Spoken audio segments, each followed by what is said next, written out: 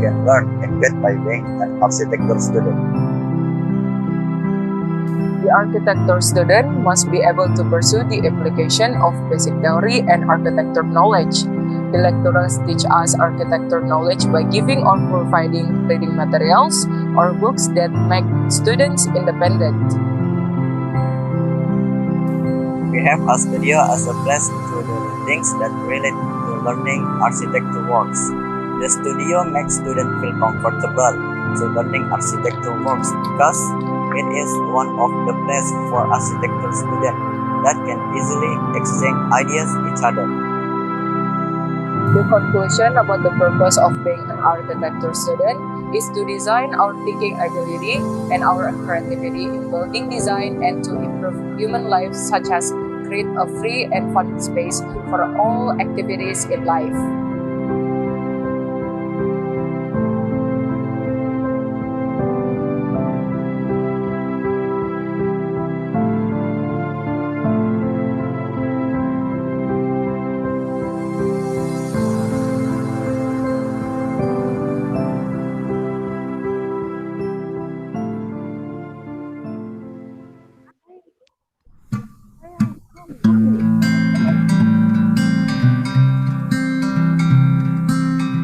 Back in 2018, when I was a freshman, I always asked myself, will I ever fit in this community? Because architecture is... Hello, Prof. Ellis. You have to be in groups. We will start the webinar. Turns out, everyone is friendly. In fact, you can get a lot of... Oke, kita mulain ya, Ibu Ulfiza. Okay. Boleh ya? Well, ladies and gentlemen, now 1 o'clock for Central Indonesian time. May I have your attention, please? The webinar is about to begin. Thank you very much for preparing yourself to join of this webinar. Assalamualaikum warahmatullahi wabarakatuh. Hello, everyone. Good morning, good afternoon, and good evening, depending on where you are. May you always be healthy and happy in the pandemic COVID-19 situation. Welcome all of you to this international webinar, session 1, with the topic, the structural perspective of researches to the traditional architecture in Asia. study on Southeast Asian Asia houses. This webinar organized by Universitas Negeri Makassar in collaboration with Universitas Tanjung Pura.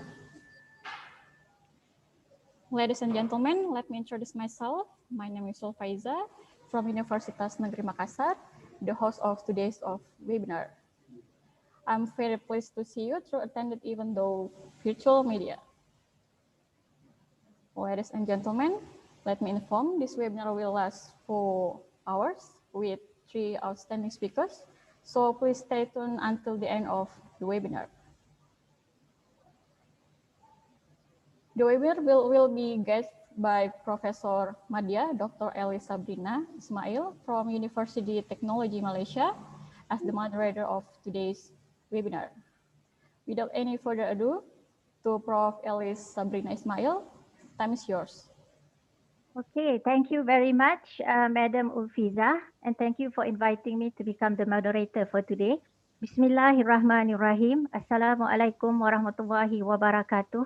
And a very good afternoon to all participants from Malaysia and Indonesia, and konnichiwa to viewers from Japan and other parts of the region. Just a quick reminder and housekeeping before we start today's webinar session, in which the organizer hopes that the audience will adhere to. Firstly, it is recommended that all participants can turn on your video throughout this webinar session. Second, always mute yourself during the webinar session, unmute yourself and speak only when it is your chance to speak. Please type all your questions and queries for today's speaker via the chat box, and the organizer will address to your questions accordingly. The organizer also will release the recording of the webinar in YouTube the day after the event, and you can check the recording via the link that the organizer will share at the end of this session. So I hope that all participants will fill in the online attendance link that will be posted in the chat box, and the organizer will provide an e-certificate for all participants within 7 days after the event. Okay, with that, just a small information. My name is Sabrina Ismail that had been introduced by Madam Ulfiza, and I'm from UTM, University Technology Malaysia, will be the moderator for today's seminar. And I hope that all of you can sit back, relax, and enjoy today's session. Today is 22nd of June, which is a historic event for all, as this is the first session of joint webinar series in architecture organized by the Department of Architecture, Universitas Negeri Makassar, and Universitas Tanjung Pura in year 2021, representing the two public universities in Kalimantan and Sulawesi, Indonesia. In conjunction with this, there will also be 3 more webinar sessions to follow suit in the future till the end of this year. Today's webinar session entitled The Structural Perspective of Researchers to the Traditional Architecture in Asia, which is a study on Southeast Asian Asia houses. And it is a very vast topic indeed for the professional, academician, and researchers in the fraternity, and the primary purpose of this joint webinar series is to explore researchers' perspective on the structure of traditional houses in Southern Eastern Asia. The Southeast Asian Asia, as you can see, is rich in history. It encompasses the collective and diverse customs and traditions that is embedded and influence its architecture and the built environment. However, among all types of building typologies, the traditional houses are a unique creation, as it represents the efforts of a community to carve a style of its own that can embody its culture, customs, and identity right in the place where the communal life itself revolves around. The traditional house also introduces to the observer the elegance of the building itself as a beautiful mass, and if we observe more closely, the proportion structures, intricate carvings, the beautiful ornaments emphasize the existence of past people work and show the riches of local culture that cannot and should not be forgotten by the current and future generation. So in honoring the Universitas Tanjung Pura as the organizer for today's occasion, it is great pleasure to welcome and invite the Rector of Universitas Tanjung Pura, Professor Dr. Garuda Wiko, for his welcoming speech. Please put your hand and give a big round of applause to Professor Dr. Garuda Wiko. So the floor is yours, Professor Dr. Garuda. Over to you. Thank you, Ms. Eli Sabrina Ibrahim, as a moderator. Assalamualaikum warahmatullahi wabarakatuh. Good afternoon. The Honorable Rector of Universitas Negeri Makassar, my colleague, Professor Dr. Insinyur Hussein Sham, MTP, IPU. Thank you. Yeah. Hello, Prof. Thank you. Good afternoon. The distinguished speakers, Dr. Teh Andi Abidah, STMT from Universitas Negeri Makassar, Associate Professor Dr. Teh Erich Lechner from Technische Universiteit Wien, Australia, and Professor Dr. Gs Hirohide Kobayashi from Kyoto University. The audience, ladies and gentlemen, with warm greeting, I welcome you all to this webinar entitled The Structural Perspective of Researcher to the Traditional Architecture in Asia, a study on Southeastern Asia houses. This webinar is a joint activity between the Department of Architectures of Universitas Tanjung Pura and Universitas Negeri Makassar, which will last for 4 seasons from 22 June to 13 July 2021. As Director of Universitas Tanjung Pura, I provide my full support to any productive collaboration activities, especially the ones involving international partners. The international collaboration has been a necessity for all higher institution activities in Indonesia. Universitas Tanjung Pura find it important to have international network with both foreign higher education institutions and other entities. This is an effort to improve academic quality and the unavoidable demand in the development of the current global network of universities.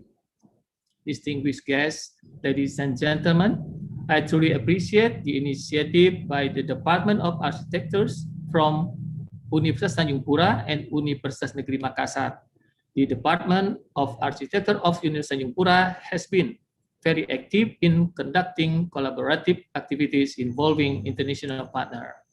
Within 2 years, the Department of Architectures, working hand in hand with the International Affairs of Universitas Tanjung Pura, have had remarkable projects. In 2019, they conducted a summer program with a title of 2019 Joint Summer Program, DAYAX, Engaging Youth for Sustainable Indigenous Community, inviting speakers and students from Taiwan and Malaysia. In the same years, a joint research was conducted between Universitas Tanjung Pura and University of College of Technology Sarawak with the topics of Malay Vernacular Architecture and Regionalism in Borneo Architecture.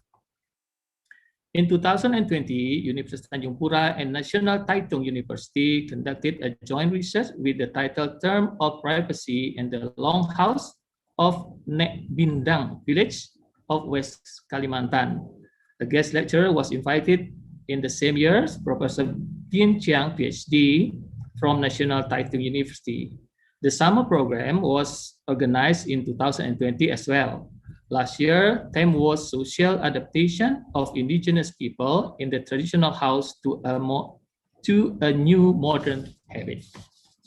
Distinguished guests, ladies and gentlemen, in this prestigious occasion, I invite all of you to work together with Universitas Tanjung Pura. We will be more than happy to hear your partnership proposal. You can either contact me or Dr. Zairin Zain to initiate our partnership. Distinguished guests, ladies and gentlemen, as we all know, the traditional houses were designed and built by the local to meet their specific needs, accommodating the values, economies, and lifestyle of the culture among them.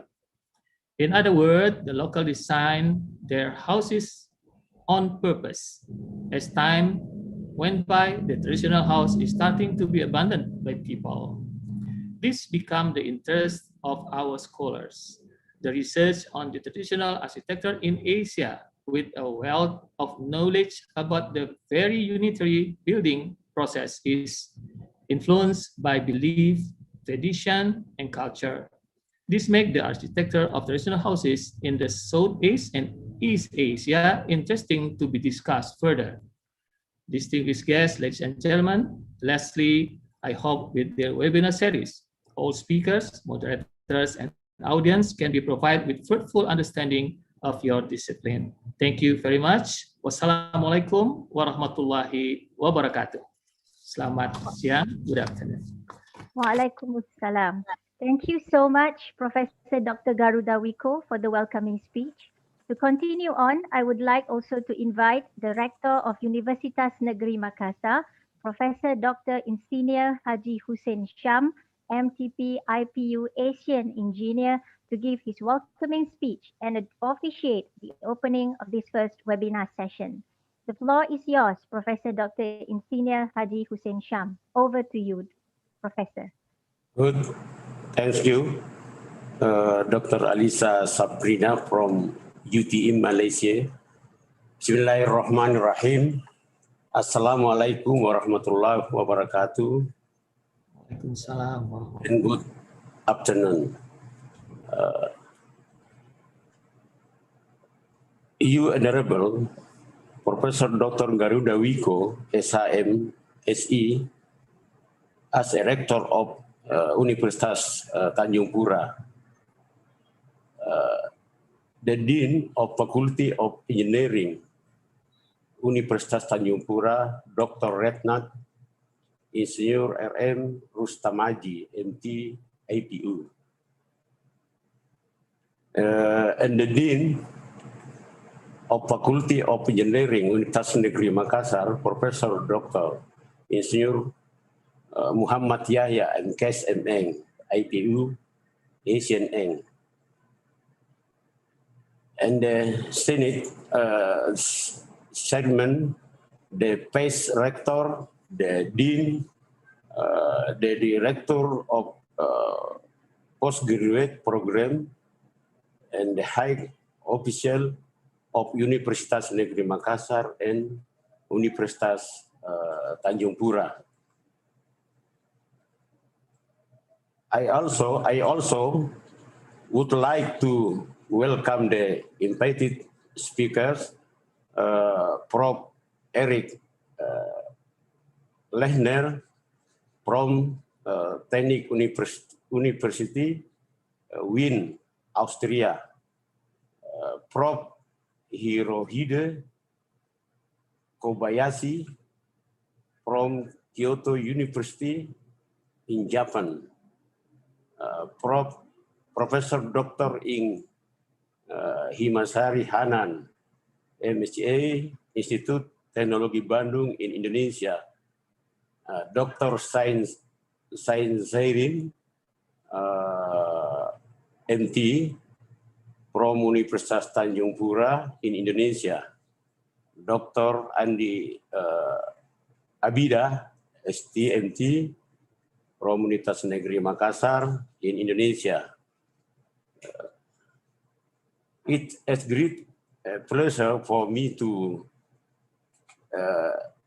extend to you all a very warm welcome, especially for the speakers who have accepted to invitation to attend in this international webinar organized by the incredible collaboration of Architecture Department, Faculty of Engineering, Universitas Negeri Makassar, and Universitas Tanjung Pura. Therefore, I would like to express my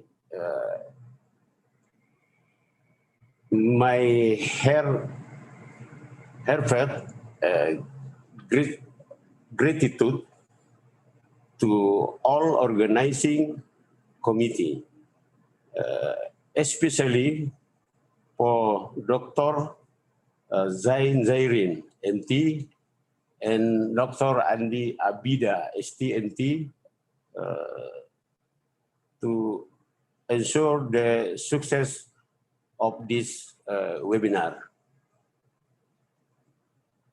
Hopeful, this international webinar, which cover a wide range of architecture in culture, technology, and research, will provide the valuable knowledge for all participants.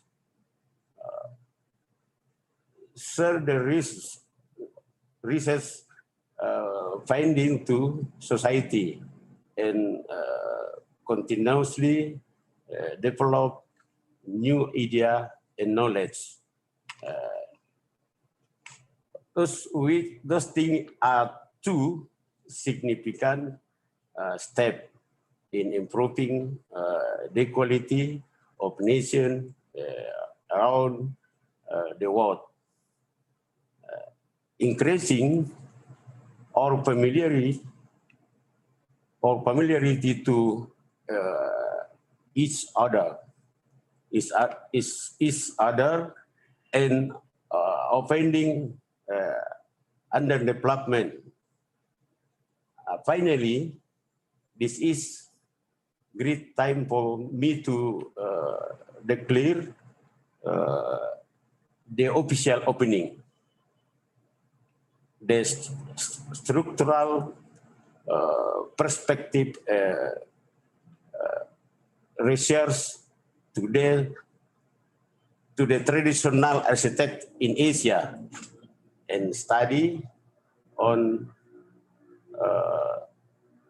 Satter's yesterday Asia houses. Bismillahirrahmanirrahim. Let me wish you a very enjoy event. Thank you. Assalamualaikum warahmatullahi wabarakatuh. Waalaikumsalam. Waalaikumsalam warahmatullahi wabarakatuh. Thank you very much to both rectors from Universitas Tanjung Pura and Universitas Negeri Makassar, Professor Dr. Garuda Wiko and Professor Dr. Insinyur Haji Hussein Sham. It is hoped that a strong collaboration with all universities involved today can be achieved in the academic and the research field for the betterment of the future in many, many countries. Distinguished guests, ladies and gentlemen, to continue with today's webinar, we have three prominent speakers from three continents, Indonesia, Australia, and Japan. It is such an honor to have these three speakers to spare their precious time sharing experience and valuable knowledge with us today. These three speakers are, the first one is Dr. Teknikai Andi Abida from Universitas Negeri Makassar, Indonesia. The second speaker is Professor IR Dr. Teknikai Eric Lechner from the Technical University of Vienna, Austria. And the third speaker is Professor Dr. Gs Hirohide Kobayashi from the Kyoto University, Japan. But just a quick reminder, each speaker will be given 20 to 25 minutes each to deliver your speech. Questions for all three speakers will be answered at the end of the session after all three speakers had delivered their speech. Please reserve your questions if you wish to correspond to the speakers, or you can also type your questions in the chat box and the organizer will attend to all your questions at the end of this session. So thank you all for your cooperation. Ladies and gentlemen, to begin with, let me briefly introduce the first speaker for today's webinar, Dr. Teknikai Andi Abida. Dr. Abida received her doctorate from Vienna University of Technology in 2019 and currently is an academician in the State University of Makassar. She had been involved in many research projects relating to urban design and planning in Indonesia and abroad.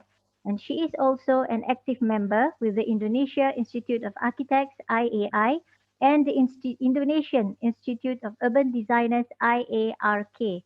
So without further ado, I would like to invite Dr. Teknikai Andi Abida to deliver her topic on culture and tradition on Southeast Asia houses.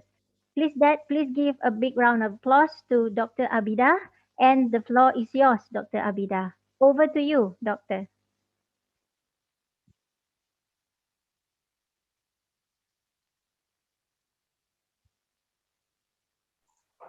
Thank you, Professor Alicia. Can you give me a star?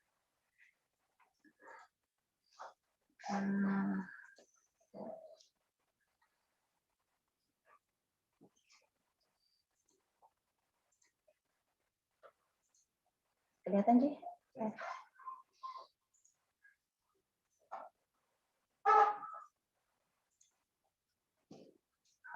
Thank you very much. I would like to explain about my research about culture, the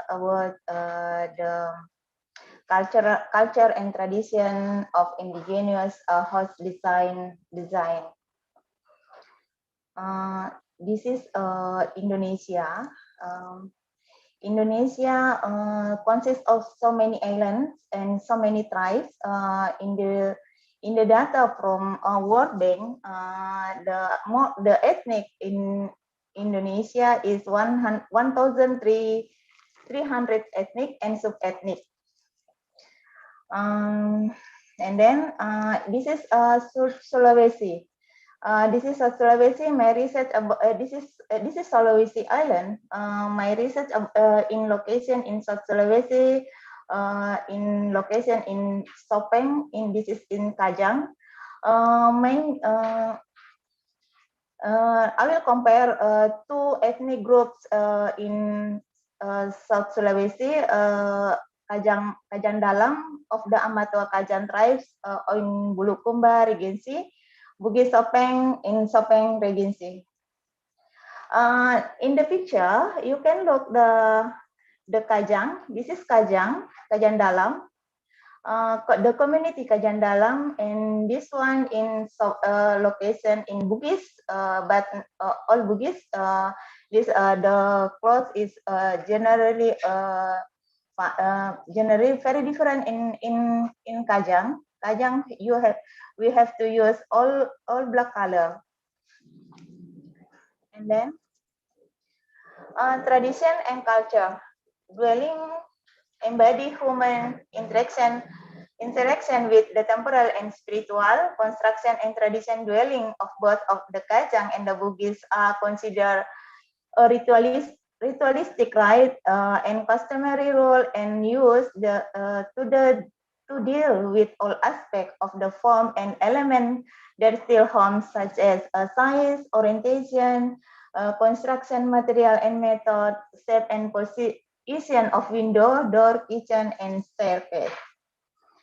The next, Kajang Dalam has remained virtual, unvalued by all external social, political, and economic change, influenced by deep spiritual and cultural connection with their environment.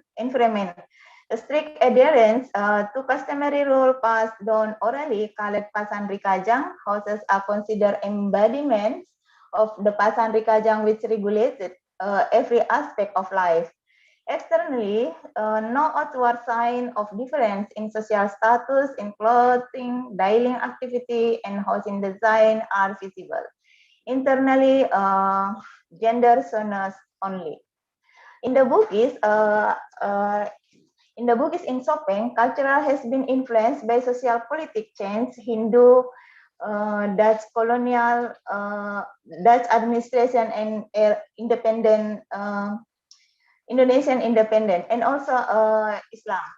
However, in certain locations in Bugis even today, built tradition house using customary construction method that regulated house size and proportion. Externally, clear signs of social hierarchy are visible as Bugis society is separate into several levels of nobility and commoner respectively. Internal social hierarchy zone for visitor seating as well as gender zones. Certainly, elements of the Bugis have mystic attributes that embody their relationship with the spiritual world. Housing orientation. Kajang Dalam, highly detailed percept of the Pasandri Kajang control every aspect of indigenous life in order for community to live in a symbolic relationship with their environment, including sustainability of natural resources, allocated of land according to purpose, communal garden, household garden, and sacred space. Spiritual aspect considered to be more important than the physical environment and Kajang society. All houses orientation exactly the same way, facing the sunset west, back against their venerate customary forest is the window open the sun and their north and south walls. This is Kajang Dalam, and this is mm, customs forest. So the orientation home cannot orientation to custom home because this forbidden according to regulation of custom. The Bugis three change in orientation. When the Hindu, the home orientation the north, and when Islam coming in early 17th century facing west, the Qibla orientation, home of Bugis orientation to Qibla, and then Indonesia government built infrastructure in 1970. The housing, the regulation, all hosts have to oriented to the road. This is settlement in the all settlement in Sopeng. This Kampung Madela, this orientation in Qibla. This is also in Sopeng, Jampu Saranghe. The settlement coming before Dutch colonial occupy in Sopeng. This is also orientation to Qibla. And then this is new settlement. The settlement coming in 1970. We can look the orientation. The settlement is not to Qibla, but the orientation, home orientation to the road. This is also the Kampung Laringgi. This is also new settlement. The owner, the host, not all orientation to not orientation to Qibla, but the road. House form generally basic step and construction of traditional Kajang and Bugis houses are similar in the form to traditional houses built by the Malay, Eastern Sumatra, Malay Peninsula, and Borneo coastal regions. The Mandar, Western Sulawesi, and Makassar, Southern Sulawesi, with her edge shape of frame for their structure that don't use stake or nail in their construction. Kajang and Bugis also share the following attribute: rectangular in shape. The floor of the houses is rising off the ground 180 and to 200 centimeters. The pole used as still to go directly from the ground to roof without any connection.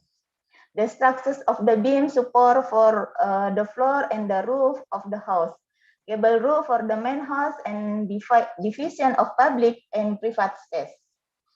Dimension. House dimension are based on the dimension of human body. Master builder will the size of rooms and height of the window based the owner's own body measurement.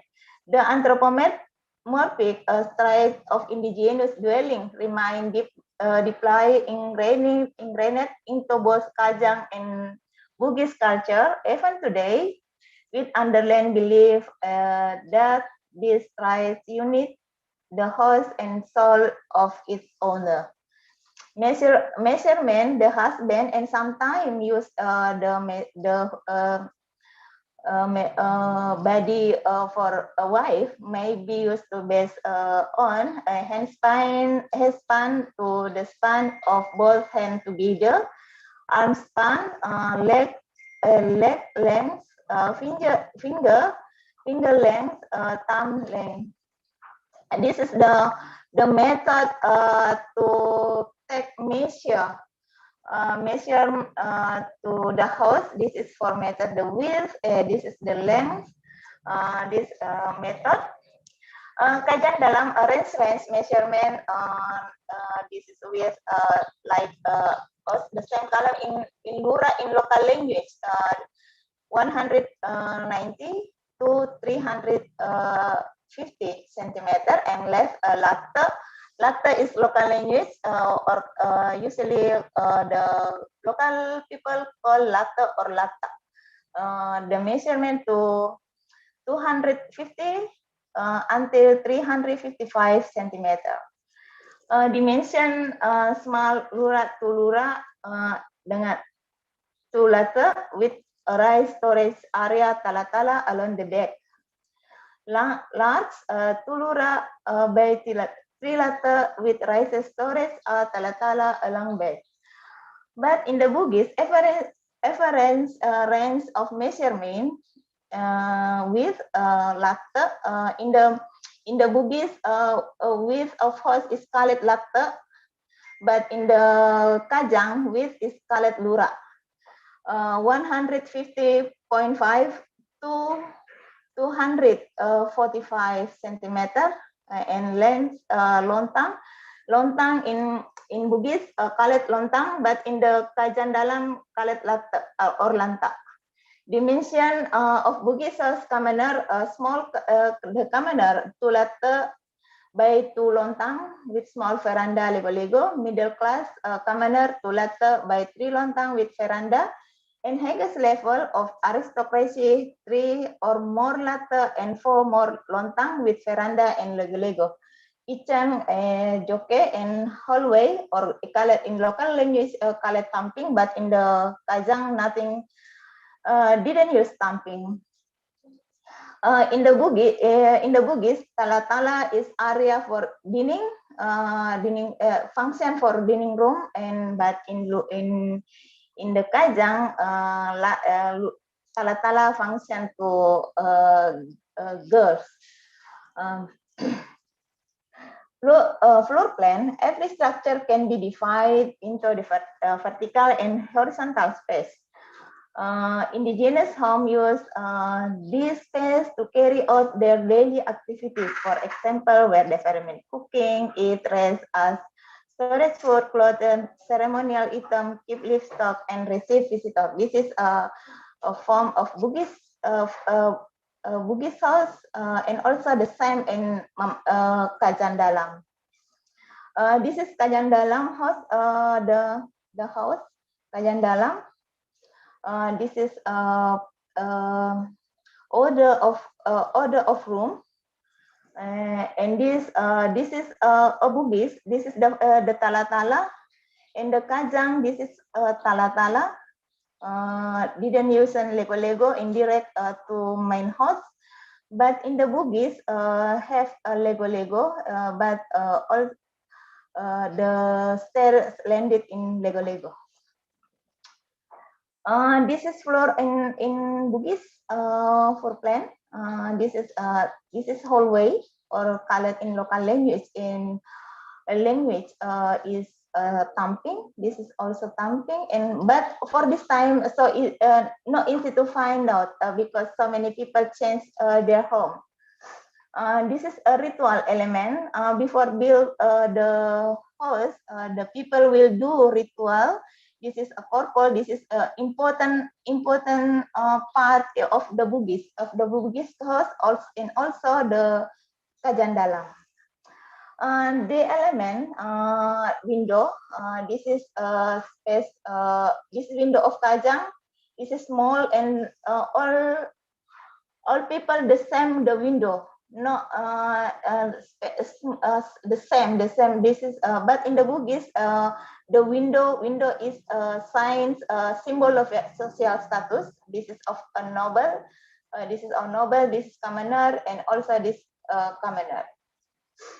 Kajan Dalam, due to communal dynamic of the Kajang, where social harmony through life or symbolic like living in symbolic relationship with nature and each other. There are no form ornamentation used on the houses nor on the people themselves, as every citizen is have only limited number of outfit woven, dyeing of solid black and sewn by the female member of the tribes. Bugis, for the Bugis, ornamentation is not just an aesthetic enhance, but every aspect from the placement to what it look like to the material it is made from can indicate the owner's social rank and what area visitor may occupy according to the rank social. We can look this is the roof of a kajang. This is kajang. This is the same angle, the same slope, but in the kajang dalam only one type the roof, not like only one layer, but in the Bugis have so many layers. This is 5 layers, 3 layers, 1 layers, without layers, any but different. This is communal, but different society, different level social rank. Flora might be in the form of the following flower. This is a flower bud. The symbolic, the wish that people will love the host owner and his offspring. A parendreng, this is a parendreng flower. This is in also the parendreng.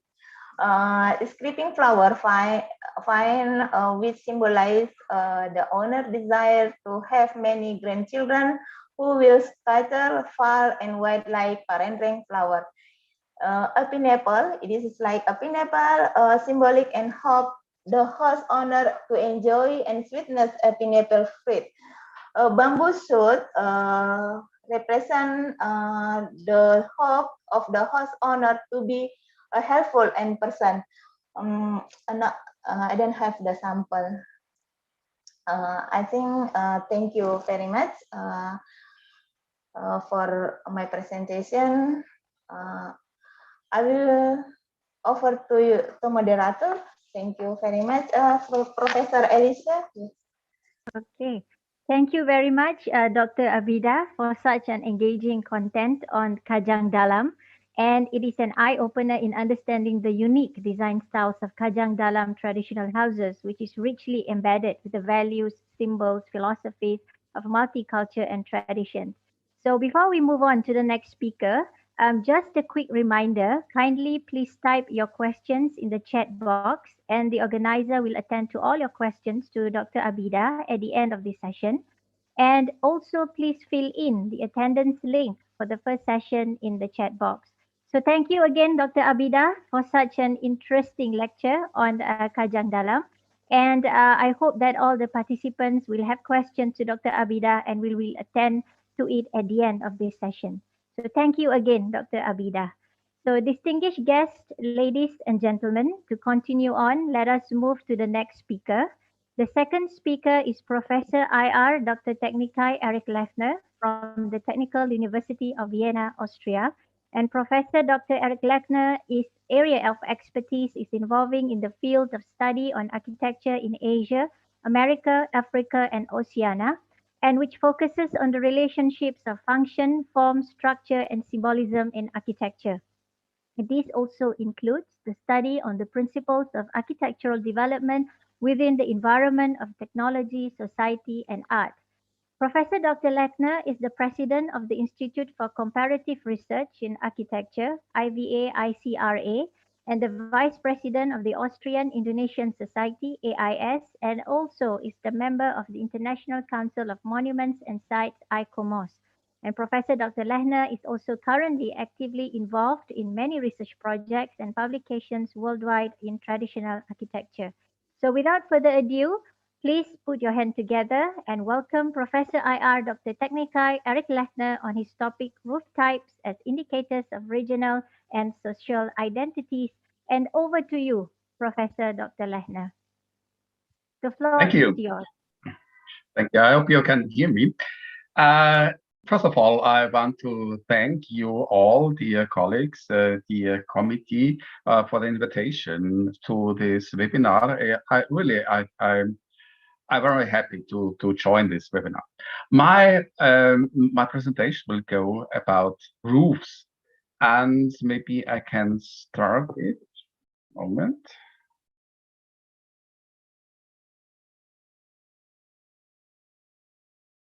Mhm.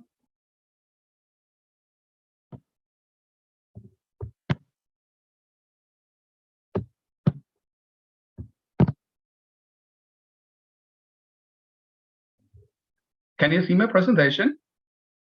Yes. Okay. Okay. So moment. It is.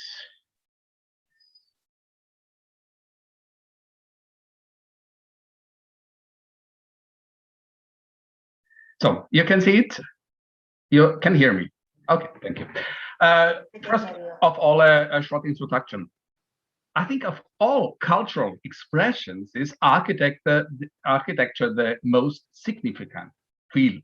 Architecture is an expression of a particular epoch. Architecture is an expression of a particular region. Architecture is an expression of a particular society. And architecture is much more permanent than other cultural imprints. Architecture is the material expression of culture, and not only single objects are relevant here, but also ensembles. And through tradition, in the use of the same or similar building forms over a longer period of time, there is a continuity of a building culture. And all these factors lead to an identification of the individual, of a society, of a region, of an epoch, with the corresponding appearance of architectural expressions. And in my lecture, I make a special reference to building forms in Indonesia, because Indonesia has the greatest diversity of different ethnic groups, of different regional building forms in Southeast Asia. And the examples in this lecture, I will take mainly from the islands Sumatra, Java, and Bali, simply because I know these islands better personally. Characteristics of regional architecture in Indonesia, a comparison of modern architecture. When I talked about architecture as an identification factor of a certain region, to which architectural appearance does this statement refer? What is the regional identity of modern buildings, of modern cities in Indonesia compared to other regions in the world? Here I show examples from Indonesia compared to examples from North America, South America, Australia, Africa, Europe, and frankly, there is little evidence of an Indonesian architecture there, or even an architecture of a particular region on the various Indonesian islands. And a comparison of religious architecture. Certain types of buildings also fall in this category. And how does an Indonesian mosque, for example, differ from a mosque anywhere else in the world? Differences are not particularly pronounced. And a regional or Indonesian architecture hardly exists here. These are, after all, imported forms of architecture. However, the situation is completely different in traditional vernacular architecture. Here, there are very specific characteristics which decidedly indicate regional identity, the identity of particular ethnic groups and regions. Nevertheless, there are also common features that apply to most, to not all, traditional housing types. And in this lecture, I will focus not only on the differences, but also on the similarities of this traditional architecture. And particular emphasis will be given to the roof. The tripartite structure. Tripartite is a consistent characteristic of a predominant number of building types of vernacular and also sacral architecture of Southeast Asia. There are three levels, there are three spheres. And in the old religions of Southeast Asia, Hinduism, Buddhism, the tripartition is found. The world, the cosmos, is divided into the spheres: underworld, earthly world, supernatural world. The underworld is the sphere of demons and lower beings. The earthly world is the sphere of humans, and the supernatural world is the sphere of gods. And this situation is also reflected in the tripartite division of the dwelling house in many building cultures of Southeast Asia. Here, the substructure, the storage room, the stable for domestic animals. The vault zone is the space for inhabitants, and the roof zone is often regarded as a sacred sphere of ancestors. The vault zone, the living zone, is elevated above the terrain. Several reasons for this, hygienic reasons, for example, in the humid tropical climate, but also symbolic reasons. A physical elevation is often equated with a higher value, a higher social rank. Expression is there also in linguistic terms. A high-standing person is not meaning a person standing on a table or a ladder, but a person of high rank. The high society is the higher ranking social class, the upper 10,000, the same social meaning. The social meaning of the term high is also often implemented in a physical way. The ruler sits on a high throne about his subordinates. Please note also the word subordinates here. The lower ranking persons prostrate themselves in front of high ranking persons, and in some societies, those of lower rank may only approach those of higher rank by crawling on the ground. The conclusion, the elevated position of a human being, of an object, of a component, is an expression of its rank, and the value of components is increasing from bottom to top. The uppermost component of a building, therefore, is the highest ranking, and it is the roof. A comparison between the house and the human being, the tripartite human, the tripartite house. These comparisons are not new. You can find them in both historic and more recent literature, and actually also with body structure of human beings. The tripartiteness is present and addressed. The tripartite human body is the head, the trunk, the limbs. The limbs, in the limbs, there are no organs. In the trunk, all the organs except the brain. And in the head is the most important organ, the brain. The brain which makes the individual a human being in the first place. The tripartite house, the meaning can be transferred there in the dwelling house. In the substructure, the legs of the house, there's no residence for people. The base, storage room, domestic animals.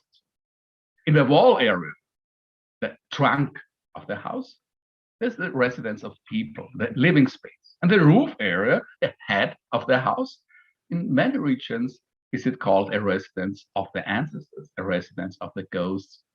And here in some ethnic groups is the storage of heirlooms. And the meaning of the rooms, the roof is not only the highest ranking part of the house, but it is also the most important in terms of structure. The main reason for the construction of a house is to provide protection against the weather. And the highest priority here is given to the roofing. There are houses without walls. However, a structure without a roof will by no means be called house. Roof shapes, short introduction in the image, you see main types of roof forms in Western cultures, in traditional building cultures of South Asia. Most of these roof types do not appear in this region, and here I mark those roof forms which occur in matching or similar form, also in traditional architecture in Southeast Asia, especially in Indonesia. But in Indonesia, there are some traditional roof shapes that do not appear in other regions of the world. Here are a few examples for them. Flores, extremely raised hipped roofs with distinctively inward curved roof surfaces. Sumba, joggler-like roof forms with extremely steep central part. Batak Karo, gigantic foot hipped roofs with pronounced sloping gables. Minangkabau, multiple gable roofs with several pronounced gable peaks. Batak Toba, gable roofs with curved, ridge and sloping, widely overhanging gable peaks. In Java, a joggler roof with a steep central part. In the Toraja region, gable roofs with curved, ridge and sloping, extremely wide, projecting gable ends.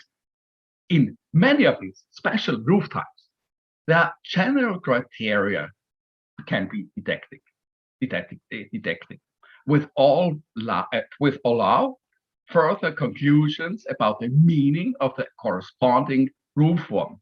It is height, it is symmetry, and it is the multi-part roof surface. Yet you see, sorry, I missed to take the right picture.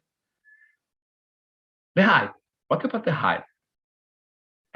Introduction, the height of roof is a characteristic for various meanings. It is an expression of a certain regional identity. It is an expression of prestige within a regional building style. The height concerns first the relation of height to other structures. Tallest almost always considered the most significant in traditional architecture. Second, the proportion of the structure. Tower-like structures are of particular importance. And third, the position of the structure or part of the structure. And the most important structure in traditional architecture usually is the highest part of the structure. And the highest part of the building is the roof. And the roof, the symbol as a feature of identity and rank building. I will show this later on some. By the way, a comparison with head coverings in traditions of various cultures, the high caps in traditional costumes, for example, in Sulawesi and Kalimantan. Here is on the right, on the left above the picture. There's especially remarkable photo. A much shorter boy towers over the taller girl with his cap. The photo next to it, a man with a high cap from Kalimantan, and then Christian high-ranking dignitaries.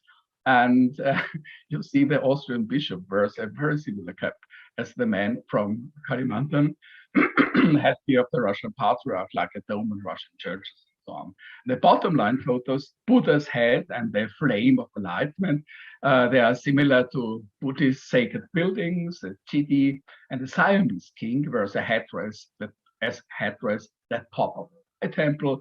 The Christian Pope wears multiple crowns as headgear, and the Turkish Sultan wears a huge oversized turban as headgear.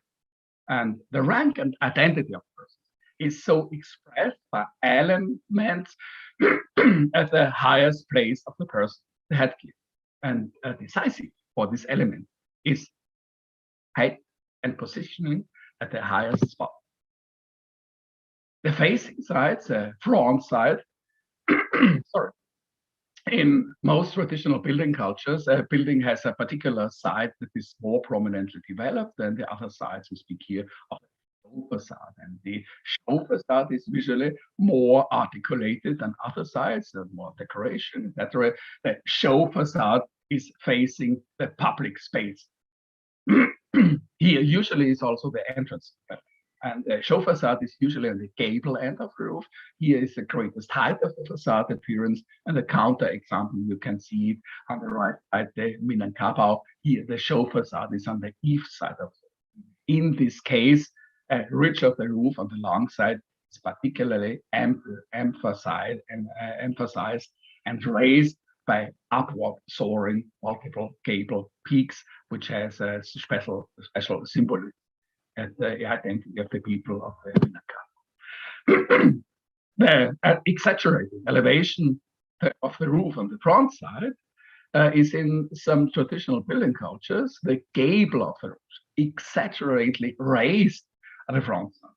The building is thus given particularly imposing appearance. You can see it in the Toraja, in Sulawesi, both gable ends extremely strongly upswept. You can see it on the Batak Toba in North Sumatra, also a strong upsweep.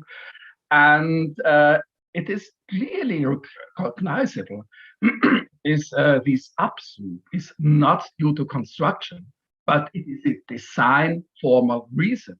And the Toba Batak, the sacking ridge, really constructional problem. And at the Toraja, you can see the roof upsweep has to be achieved by, by additional structurally actual unnecessary support.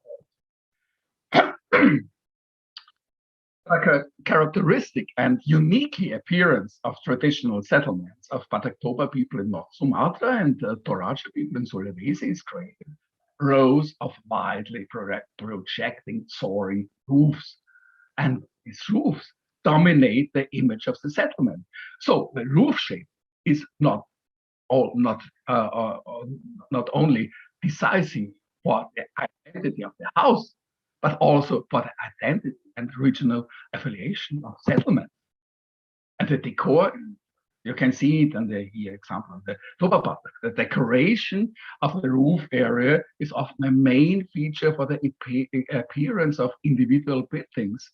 And prominent buildings have an extreme decoration, an upper part of the building. The gable zone shows the rank of the house. The gable zone often also determines the individual appearance of a certain building. And interesting here is also that the decoration is often applied only at the entrance side. This is usually the front side of the building, the show facade. Here in the Batak Toba area, you see the decoration in gable field of the entrance side, the front side is much more elaborated than at the rear side.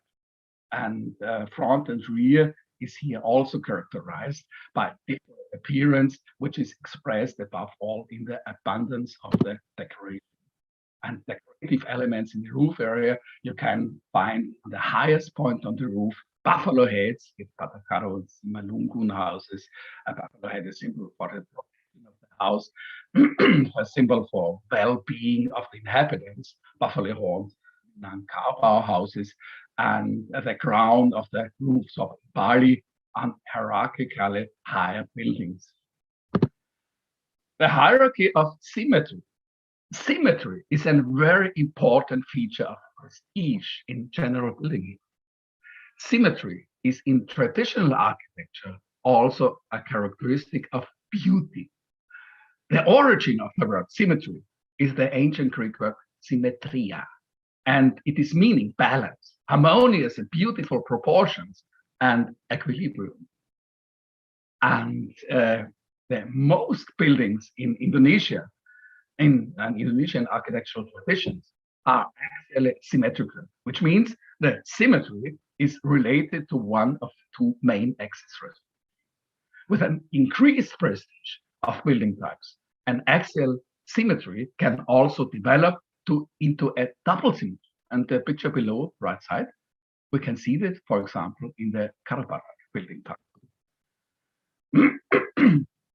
The Batak Karo, to stay there, to continue with them, the traditional Karo Batak dwelling house is characterized by an incredible height of the roof area. In the interior, the headroom to beams is approximately 15%. The height of roof is approximately 85% of the total height. And in the exterior, the substructure is approximately 10%. The wall zone is approximately 10%, and the roof zone is approximately 80% of the total height. Clearly visible in the axonometry drawing, the roof construction here is rather complex. And the hierarchy of the buildings is not only expressed by the height of the roof, but also by the complexity of the roof. The more prominent the house, the more complex is the roof structure. And above the actual roof, another roof is constructed. Is actually a scaled-down model, Rumah Anjong of a traditional Kara house. And in extreme cases, several of these house models are placed on top of each other on the roof. And you can clearly see the priority of these buildings. The more prominent houses, the more prominent in this case of a village, or the assembly houses, the community houses, the pale, as landmarks of the community of the village, are the most prominent examples. And the hierarchy of buildings is also expressed by the double symmetry, the all-round symmetry. And prominent buildings, centered buildings, this is particularly noticeable in the roof zone. Bali, for example, a Balinese compound. A Balinese compound is enclosed by a perimeter wall, consists of several buildings, and these buildings have different functions and they have different rank. And also here, the different rank is expressed by different roof forms. The lowest ranking building, the pigsty, the lean-to roof and mono-pitched roof, one surface. The next higher rank is the kitchen, the barn, a gable roof, two surfaces, or a hipped roof, foot roof, 2 and 2.5 surfaces.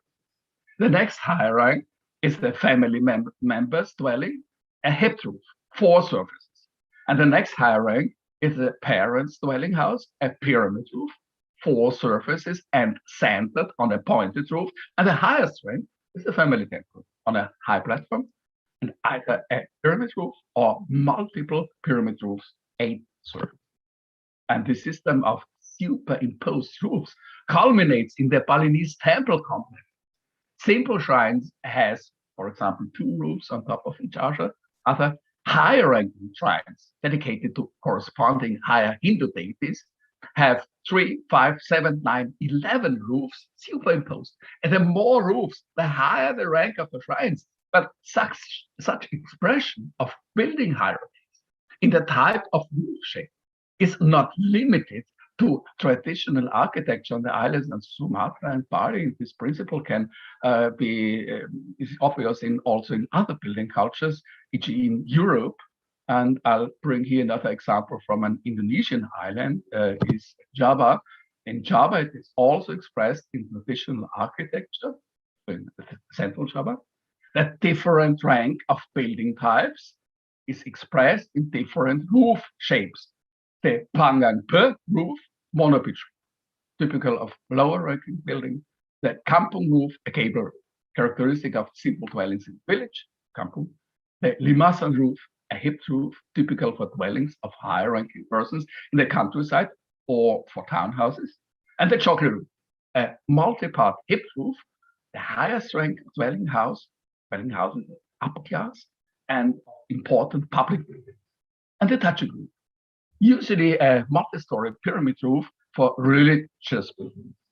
The complexity, 1 face, 2 face, 4 faces, Tokyo 8 faces, the Tachok with 3 superimposed roof, 12 faces. The symmetry, Pangang Per, no symmetry, no centrality.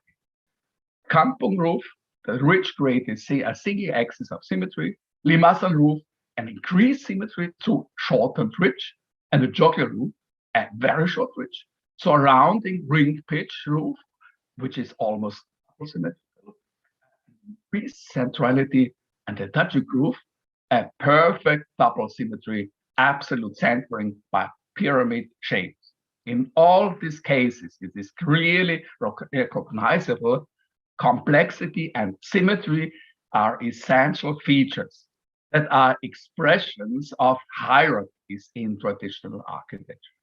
And these principles are not only expressed in structure, but in particular in the shape of the roof. The highest culmination of meaning and centrality, height and slenderness of the roofs of traditional dwellings on Sumba. And also here, the tripartite division of the house into substructure, that is the animals, living space, sphere of human, and roof zone, sphere of ancestors and ghosts. The court zone of the house with the hearth in the center has a sacred character in Sumba. The living area arranged around of the court zone is a lower rank, lower space. And in the external appearance, the hierarchy of spaces in the house is clearly expressed by the shape of the roof. The higher valence of the central area is shown by the very, very steep roof bar, rising high like a tower. And the lower rank living area has a much flatter, low ring shaped monopitch. And what about the roof, finally, as a factor of identification?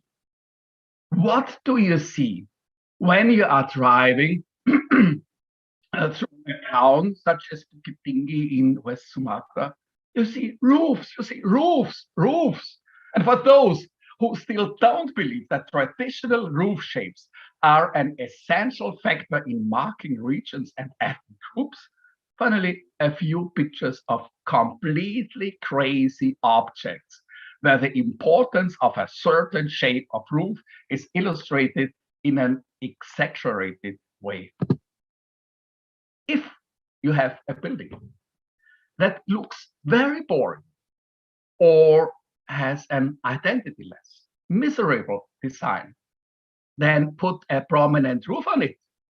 And to let people know in which region you are, mount a traditional roof that marks the corresponding region and emphasizes the corresponding culture. Here, Minangkabau.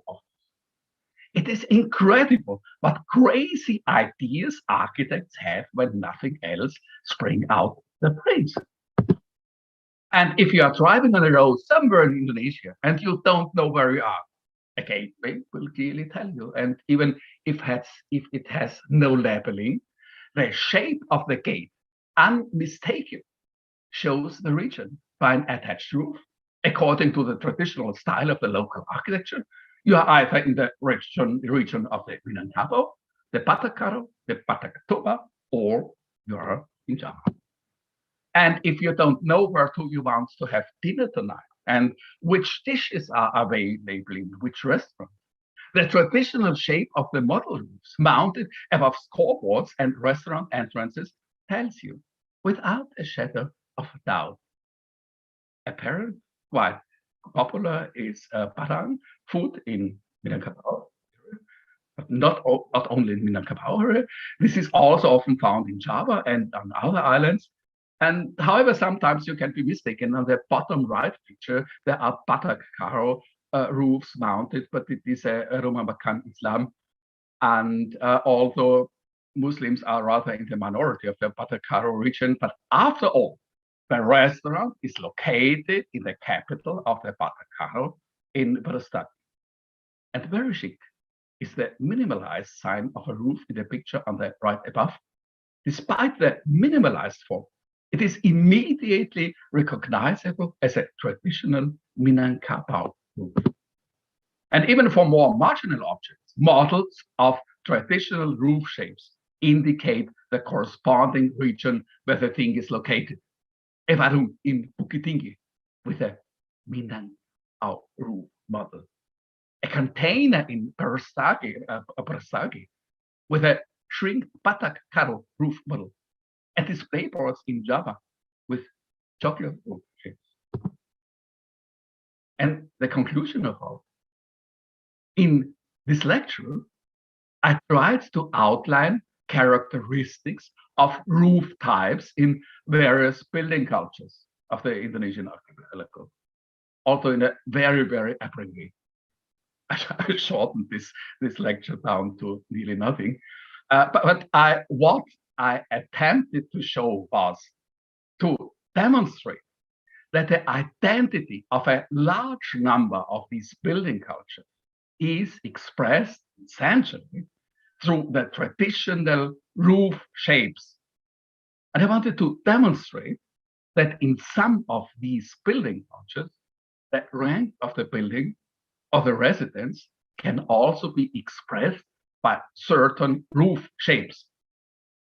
And at the very end, I would like to ask a question. How can we apply all this knowledge in the future when we are only building houses with flat roofs? Thanks for your attention. Okay. All right. Thank you very much, Prof. Lechner. That is a very interesting lecture, especially on the symbolic elements of roof design as an expression of social identity. And I really like the beautiful images on roofs that you capture in your slides. And personally, I've never been to Indonesia yet, to all those places, but it is a very beautiful image on the roof design and houses. So it looks like the topic was timely, and you had presented the material and the new innovations in a way that everyone could understand. And the insightful presentation had given a new dimension in appreciating traditional architecture that can be integrated with the modern society, namely for the benefit of the new generation. So your question, please leave it open. So maybe we can discuss this further at the end of the session when we will look at how to integrate the traditional roof design in modern architecture structures. Because as you can see in a lot of architecture schools, especially among students, they are more interested in designing flat roof slabs as their main concern towards looking into modern contemporary design rather than looking into the typical traditional and how to integrate the values, the identity, the culture, the symbolic elements into the modern architecture. So we reserve that question from you first, and we will open up the mind of the audience at the end of the session. So it's getting interesting as time goes by. So by now, there's a lot of questions coming in the chat box, especially for Dr. Abida and also for Prof. Lechner. But I will reserve the question first, and we will keep the best for last at the end of this session. And without further ado, I would like also to remind all participants, please type a lot of your questions in the chat box, and the organizer will attend to all your questions at the end of this session. And also, please fill in the attendance link for the second session. It is also being put up by the organizer in the chat box. So, ladies and gentlemen, we have the last speaker for today. This is Professor Dr. Gs Hirohide Kobayashi from Kyoto University, Japan. And Prof. Dr. Kobayashi is also our last speaker. And actually, if you look at the time, we actually ahead of time. Not we have a lot of ample of time, and this looks good actually for this webinar. So we can have a lot of time for question and answer session at the end of this webinar. So let me introduce first Professor Dr. Kobayashi is a professor at the Laboratory of Global Environmental Architecture, Graduate School of Global Environmental Studies, GCGES from Kyoto University. He is an active member in many international associations like the Architectural Institute of Japan, the City Planning Institute of Japan, Japan ICOMOS National Committee, the Japan Society for International Development, and the Japan Association for African Studies. And Professor Dr. Kobayashi is also involved in many research projects relating to the global environmental architecture, which explores the sustainable human living environment. And to understand more in detail on his area of expertise, Professor Dr. Kobayashi will share his topic for today's webinar on the application of body-based units of measurement as indigenous building technique. So please put your hand and give a round of applause to Professor Dr. Kobayashi from Kyoto University. And the floor is yours, Professor. So over to you. Hi, thank you very much today. So I really appreciate the organizers for the opportunity, good opportunity to me about the webinar series. So today, so my presentation is so let me share my screen.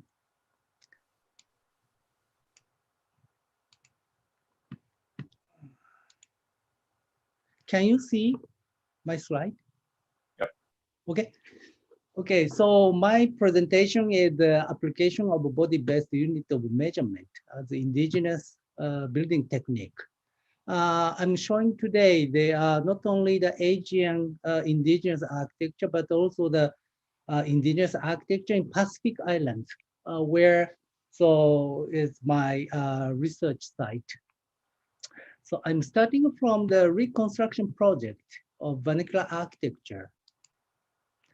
Okay, so our research team are researching on the living condition of the rural villages in Asian and the Pacific Island countries. The sustainability of vernacular architecture in modern context is one of our important research topics. So here, Vietnam, Fiji, Thailand, Vanuatu, Japan. So especially in Vietnam, so I have been researching since 2004. It's mostly more than 15 years research work, cooperating with researchers in local universities. And then the vernacular architecture expresses local identity. However, it is disappearing by the modernization and the market economy, even in remote islands.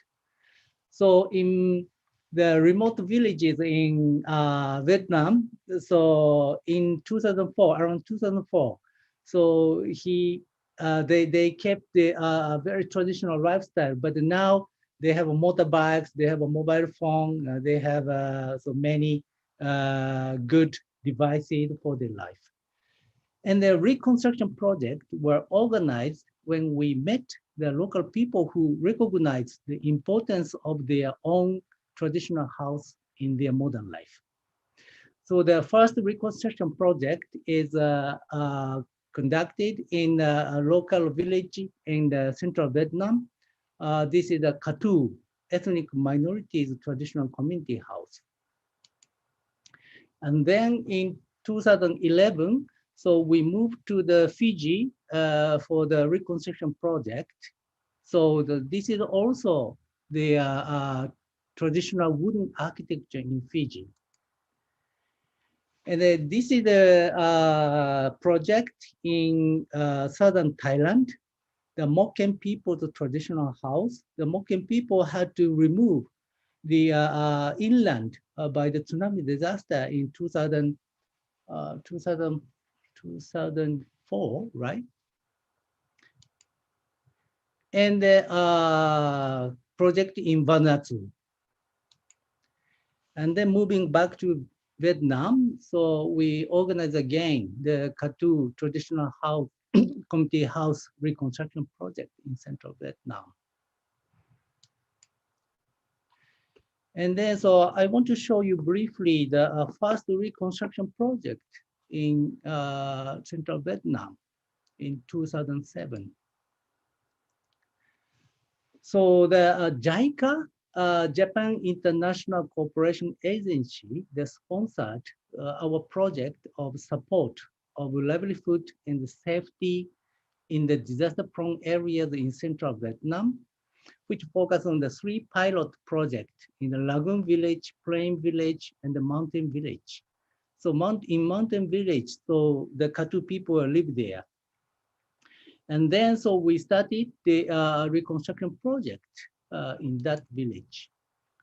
So firstly, the purpose of the project is different. So firstly, we try to make the modern house for the evacuation center by the flood disaster. But the village leader and the former village leader look unhappy to have a modern house. And then so they demonstrated to build up their own traditional house. So there is a reason why they had no chance to build their traditional house because of the Vietnam War. Since 1974, at the end of the Vietnam War, they had to relocate to some certain area by the government, and then so no chance to have a traditional house. And then, so by the project team, so we recommended them to start the reconstruction project, working with them. And then, so collection of the wooden material, transportation by the buffalo, and the logging, the processing, and the ceremony for starting the construction. And all of the local people come together for the main structure. And they built up without the nails, using the rope, only ropes, and the bamboo, and then the roofing. And they have very high technique to make a unit of the roof, and then they slide them up to the roofing part. And they have also the high technique to weaving the bamboo screen like this.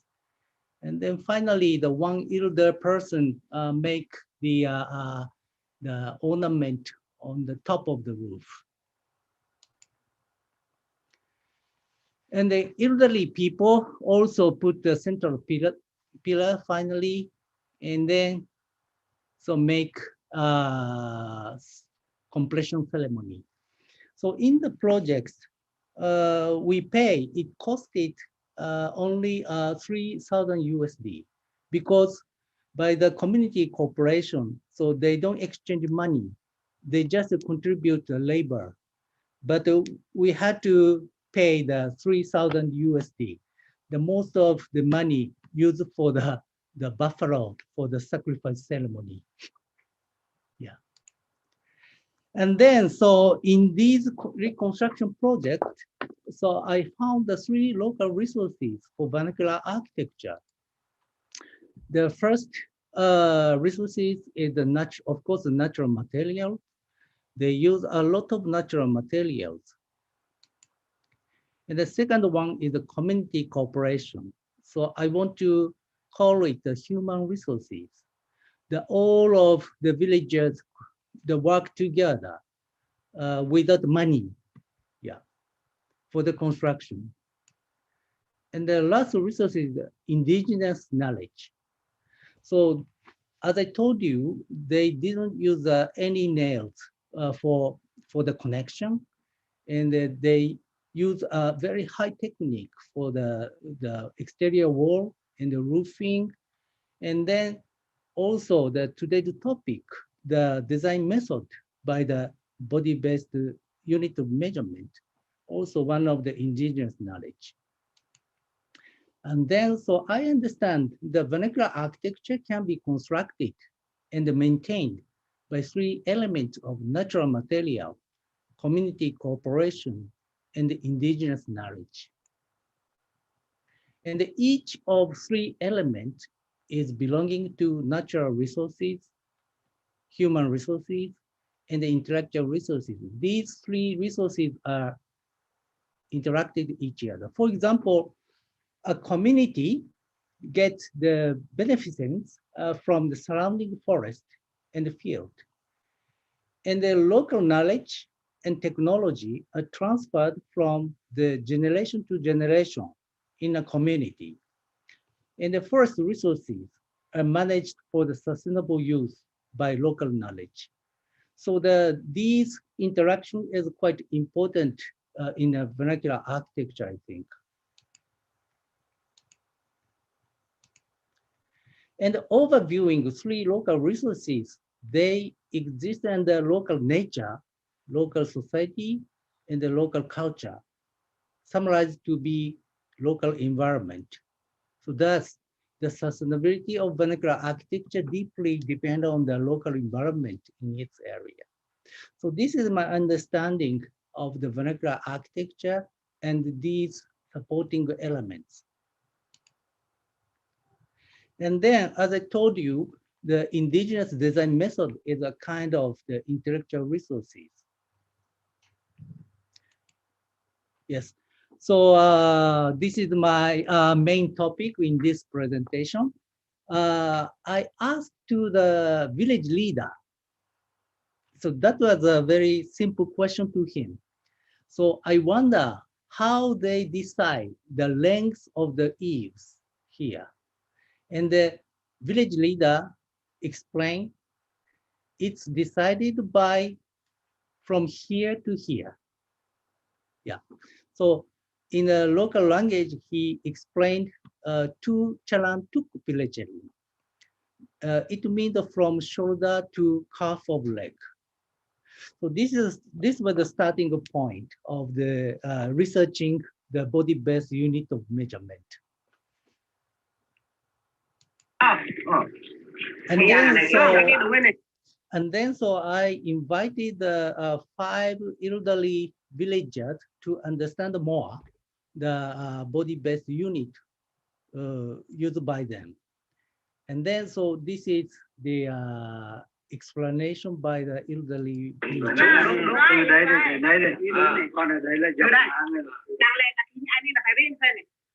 From center of the body to the tip of the body.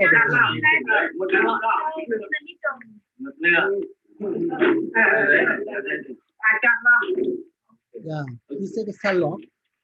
From center to tip of the body.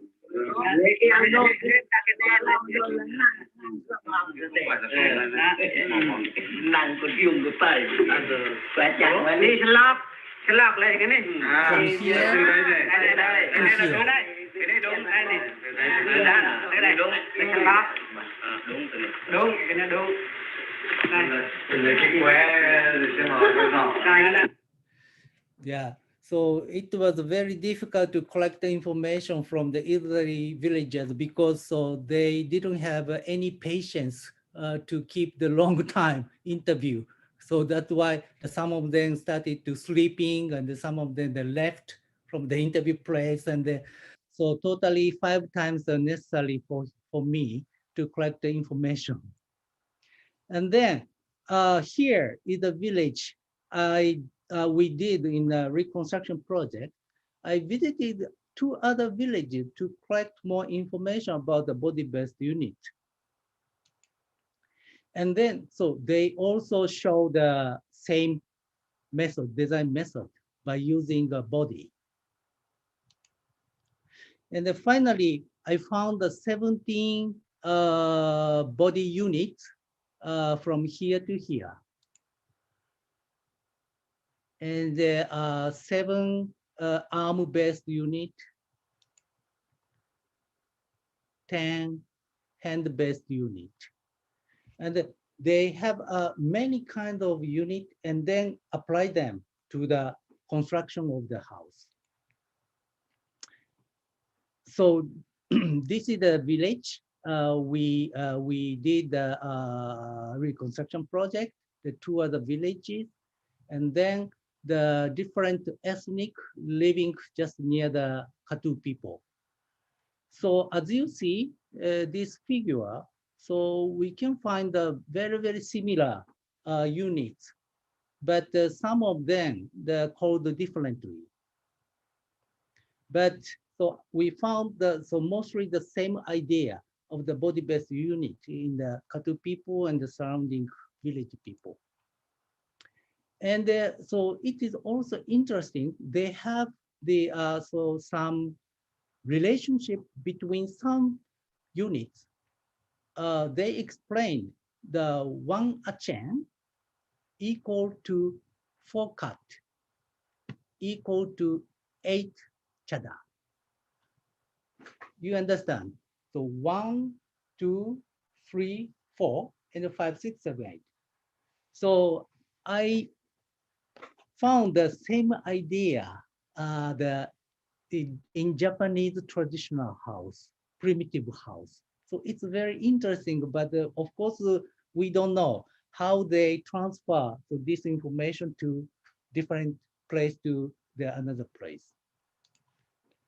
So we take the measurement survey of the community house, and then so we understand more. So how they apply the unit to the actual building. And then so they use the achen plus some other units, depending on the size of a pillar, depending on the size of the house, they explained. And the section planning also applied by the unit. For example, the height, floor height is applied by A1 plus A6. And then the height from floor to the beam is A1 plus A6 as well. And then the full height of the house is 4 times of A1, like this. So they, of course, they don't use the drawing paper. So they just put all of the information in their head and the body. And so when they decide the size of material or components, so they also use the units. For example, for the central pillar need the 6 times of H1 for the round part, round legs of the pillar. And then so many pillar, the standing around is also the 4 times of H4. And the round length of the roof beam is the H1 plus H4. Yeah. So they exactly remember how they use the unit. And so it was a very interesting information for me in Vietnam. And then so when we have the project in Fiji. So I tried to take an interview to the local people for the same technique. And they had the same one, but only 7 kind of unit in Fiji. And in Thailand, they also have a 7 kind of unit. And in Vanuatu, so it's a very, very simple traditional house. And so they just use the one kind of step. One step is the nearly 90 centimeters to decide the floor area. The 3 steps by 5 steps is necessary for the local house. And the height planning, so they use their body height and the height of the raised hand. Yeah, it is very, very simple. So I had the opportunity to do the field work in Burkina Faso, West Africa. This is, of course, the quite different type of the house, well, which is different from the wooden culture, wooden house in Asian countries. But I was so curious to know they use the body unit or not. So how do you think about this?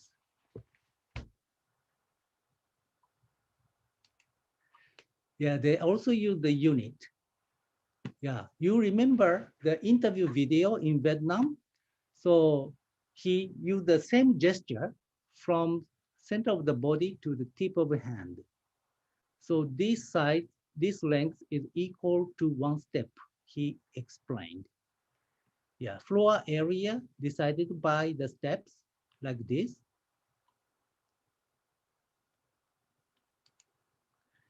But the height planning is different. So they use the adobe brick.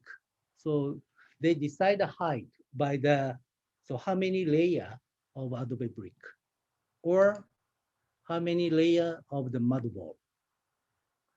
So this is a very intangible information, sometimes difficult to clarify exactly the information of the building technique, but so they have a very, very much knowledge about that in many places in the world.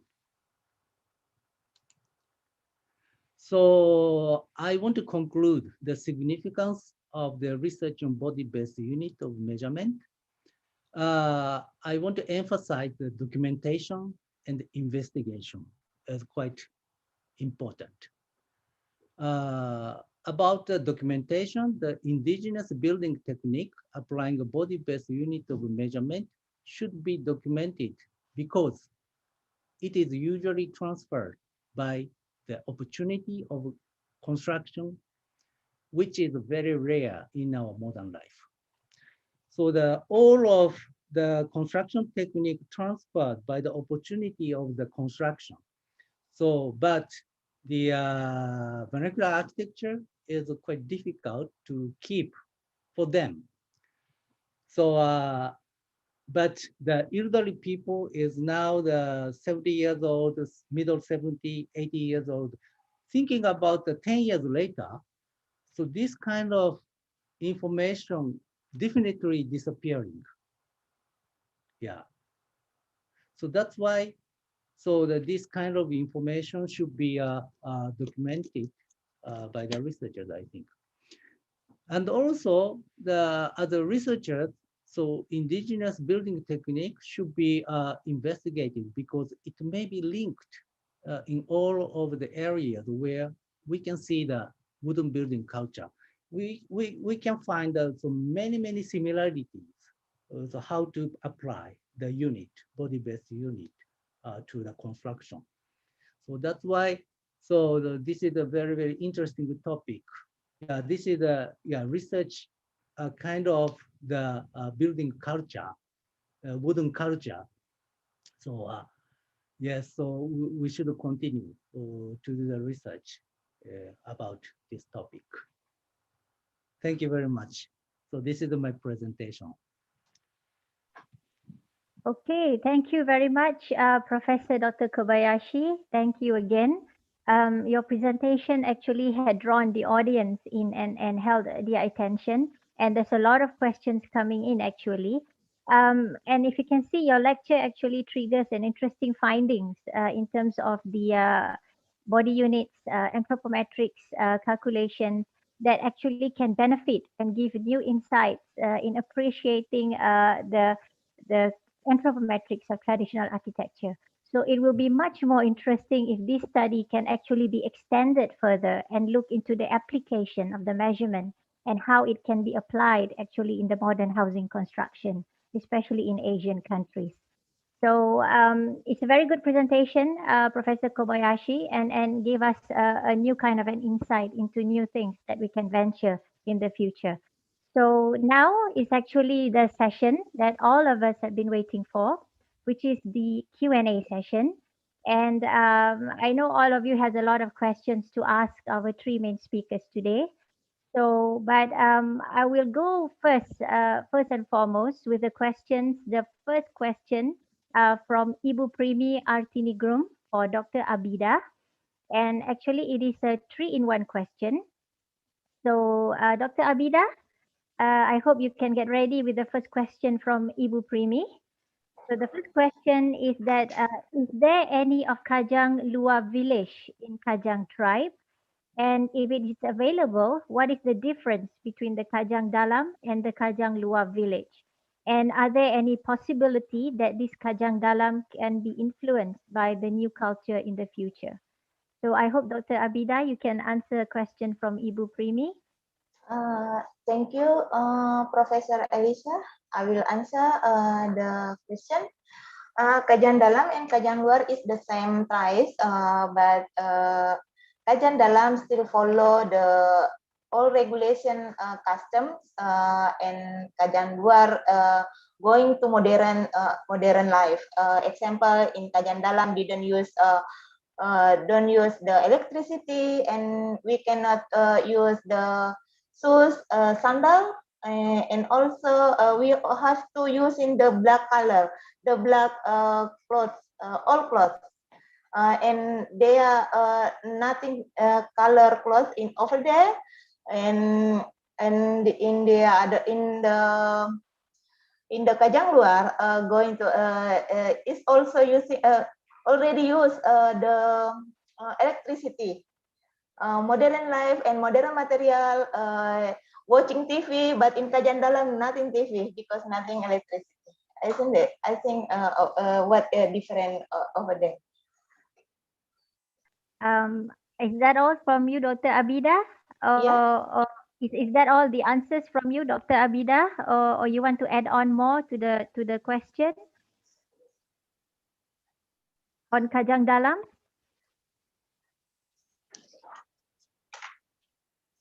Yeah, kajian dalam is also follow all regulation without electricity, use the black color cloth, and their house is simple, using the local material, not modern material. Okay. Yeah, I think that's all. Okay, thank you very much, Dr. Abida. I hope that answers a question from Ibu Primi. So I will do this question session one by one, which means that we'll have one question from the chat box, and then after that we move to the live question from the audience.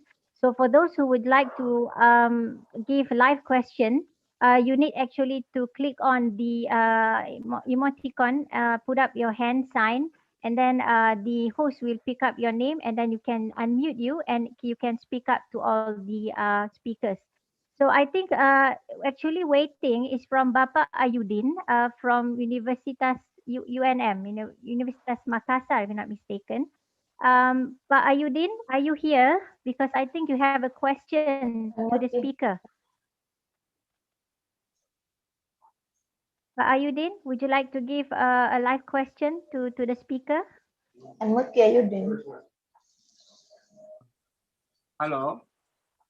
Yes, Pak Ayudin. Yeah. Dipersilakan Bapak. Ya. Thank you very much for the writer. Thank you for the speakers. I would like to ask for Professor Eric Lehner. But before, I would like to introduce myself for you. My name is Ayudi. I am from Civil Engineering Department, Universitas Negeri Makassar.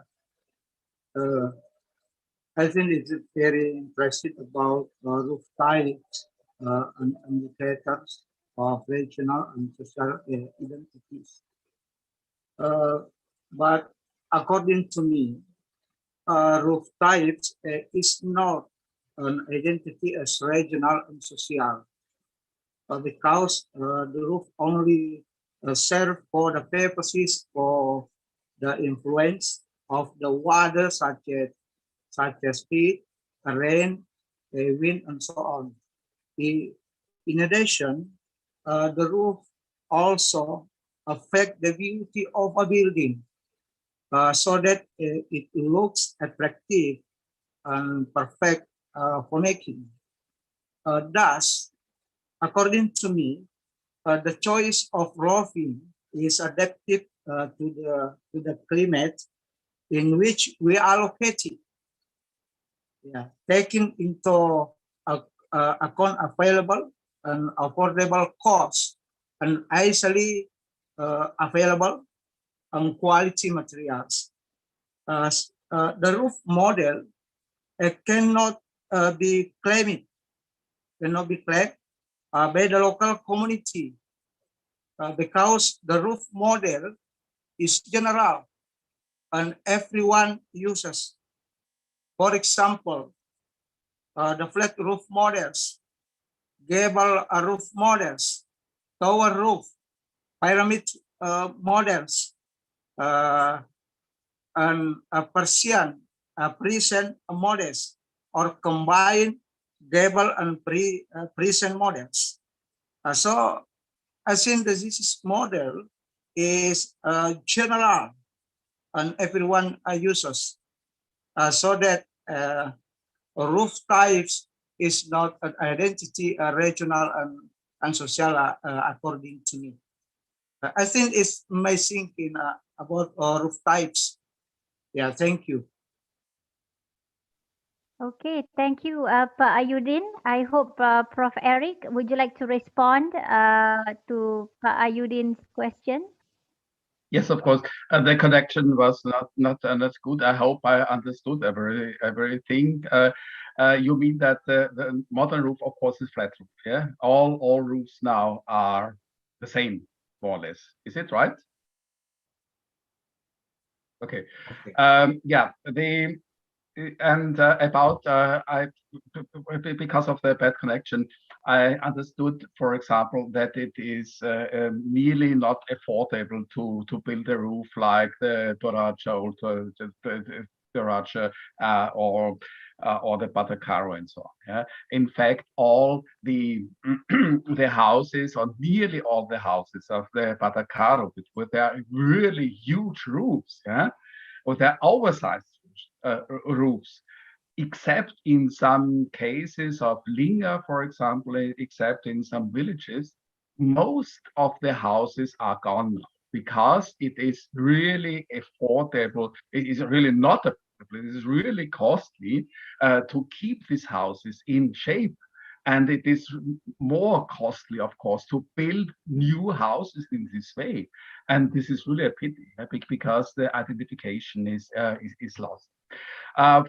What I can give you an example. We had several years ago, we had a project on Mias Island, yeah, and we asked the people, what do you prefer to live in which house? In a modern house, which is a normal concrete house with a flat roof or a tin roof, or do you want to live in a traditional house? And nearly all the people told us, yes, I want to live in a traditional house. And the next question was, when you want to build a house for yourself, what do you want to build a house? And nearly all people said, a modern house. And it, see, and when you ask the people, why do you want to build a modern house if you want to live in a traditional house? The answer was, because it is too expensive to build a traditional house.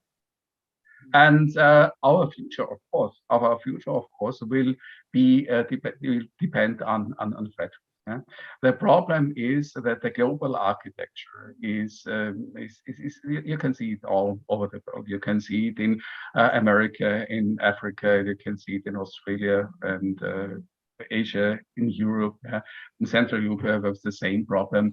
If you go to the countryside, the modern some people now they build again roofs, traditional roofs. It's interesting, yeah, but in several regions not.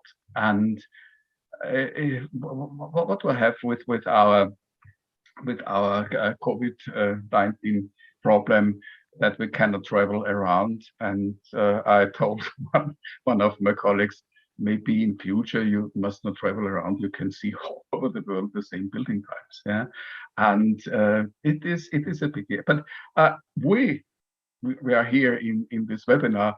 We cannot alter this future. It is not possible, and it is more or less it is lost. Try to keep some of the old buildings, that the people know what their ancestors have done, and what we can do. For example, your Kobayashi, your lecture about the measurement, that is one what we can apply to an architecture. This is nearly no problem in a way, but on the roofs, this is really a problem. I hope most of your answers are, most of the questions are answered. Okay, thank you so much, Prof. Lechner. To continue on with that, the discussion, especially on the application in the modern context, and you were mentioning about the idea that the measurement it's really actually can be easily applied in the modern housing. And maybe I would like to hear the views, and also the participants also would like to hear the views from Prof. Kobayashi, who is an expert in dealing with these measurement units. So, Prof. Kobayashi, would you like to respond to Prof. Eric's comments in terms of application of measurements in modern housing, and what can be learned from the traditional to apply it in the modern context? So, can I have Prof. Kobayashi? Mm-hmm. Yep. Okay, so yeah, so Professor Eric's comment is very interesting. So I found that in terms of the body-based unit of measurement, so I found that it applied sometimes to the modern house as well, because the body is the same, even in a traditional house and the modern house.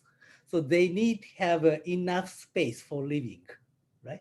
So this is not no problem to choose the traditional or modern one.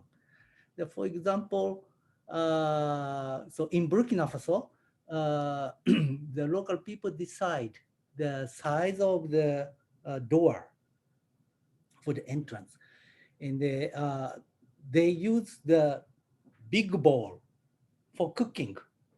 So this is the standard to decide the size of the door, right? So this is a kind of a body-based unit.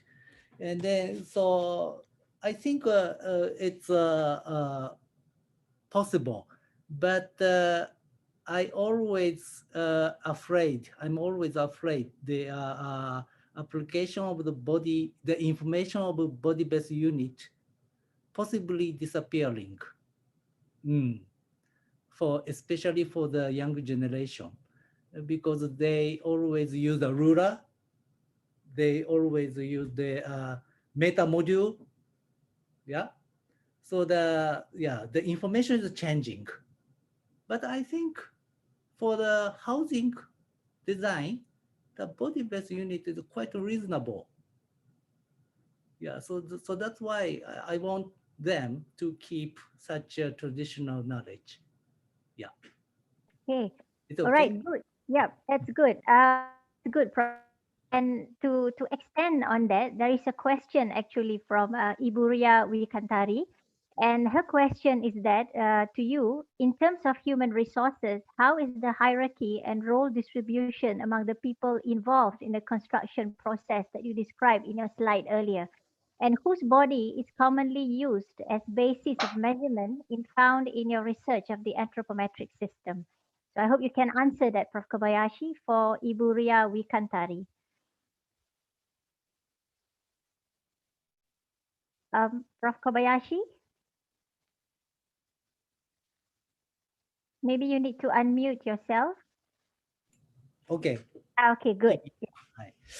Thank you for your question. So I asked the same question to the local people whose body are used for the construction. And they answered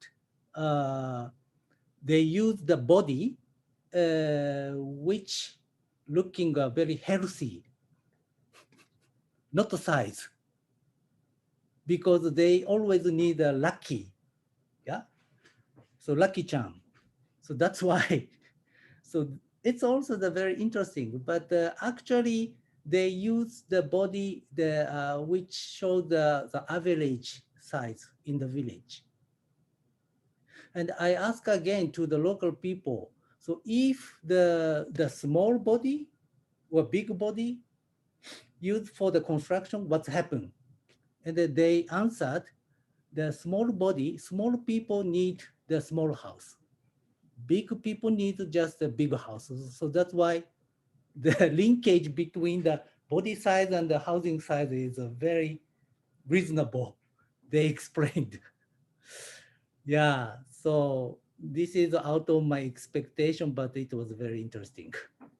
Yeah. It's very interesting because when the traditional people compare the body size actually. So yeah, that's a very good finding, Prof. Kobayashi.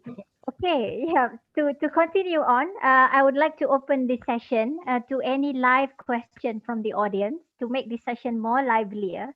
So, are there any live question from the audience? Please raise up your hands and just unmute your mic, and you can give your question to all the three speakers. So, are there any live question from the audience? Perhaps I need the help from the organizers. If not, I'll carry on to the question from the chat box while waiting for the live question. Okay, the next following question is actually for Dr. Andi Abida. And this is a person who are very interested, especially in the Kajang house. So are there any difference in determining the location of the stairs, the direction of the staircases, and the number of steps in the traditional Bugis Sopeng and Kajang dalam houses? And are there any meanings behind it all?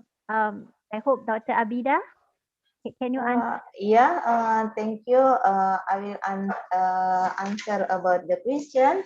In the Kajang house, location stairs in the landed in main house, but in the Bugis, the stair landed in the Lego. Maybe is a veranda, like veranda, not direct in main house.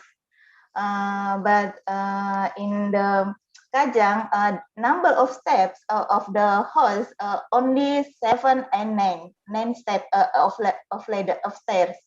But in the Bugis, number of stairs is sign of level social status because the number of stairs in the Bugis 7, 9, 11, and 13. Because 7, 9, and 11 is used by commoner people and 13 for noble people. But in the Kajang, all the same the same design, the same house, the same ladder, the same number. Only two type number of step. But in the Sopeng, Bugis Sopeng is so many. depend the level social status. I think my question, I think my answer. Yep. I think I hope that answers the question to the person who asking the question. I hope that's fine. The answer from Dr. Abida, and relating to the question and to the answers from the audience, also from Dr. Andi Abida, is talking about the idea of symbolism or cosmology. So this is a question that addressed to Prof. Lechner from Mitten, and he wants to know about how the human body compared to a house, and how is the relationship with the traditional belief, especially in cosmology, especially in designing the roof design. So perhaps maybe Prof. Eric, you can explain detail on that.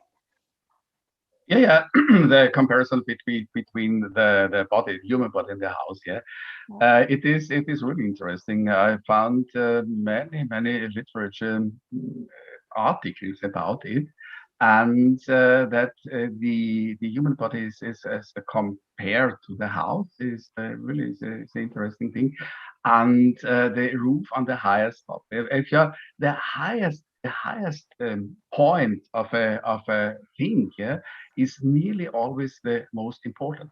And if for example, if you see on the sacred building, yeah, what is on the highest top of the mosque, yeah, it is the sign of Muslim. What is the highest top? For example, I mean, on Kabao, roofs on these buffalo horns. It is really the same sign, like the mosque. What is the highest thing on a Christian church? It is the cross, the Christian cross. And so the highest thing is the most important. And the different, I think the question was about the different shapes. The different shapes of the roof is this very interesting thing. I saw it nowhere in the world in this exaggerated way, that nearly each ethnic group has its own roof shape. It's very interesting, yeah. And this is a fact of identity. It is not only what will have the body of the house, the wall zone of the house, and of course there are differences, but they are not so extreme like the shape of the roof. And so for me, the shape of the roof, this roof zone, was interesting to that creates identity. And what we need in architecture, we need to create identity for the persons who live in, identity for the region, identity for the ethnic group. And I think you may have the same same mind as me. I feel home when I see architecture of my hometown, for example. Yeah, it is not only the roof, of course. Yeah, the other things also, but you can feel at home. You can feel well-being if you are in your home region, and the home region should have an identity. And when, for example, when I go to some parts of Vienna in Austria, yeah, some new built parts, yeah, and I look around, and when I go to Jakarta, for example, and I look around, it is the same. Maybe it's so. I don't like Jakarta really very much, but in the first time, when the last time when I was in Jakarta, when I went by taxi from the airport to the city, and I looked out of the window and I thought, oh, that's like we see the outports of Vienna. It's really the same, yeah, high-rise building and red roofs, of course.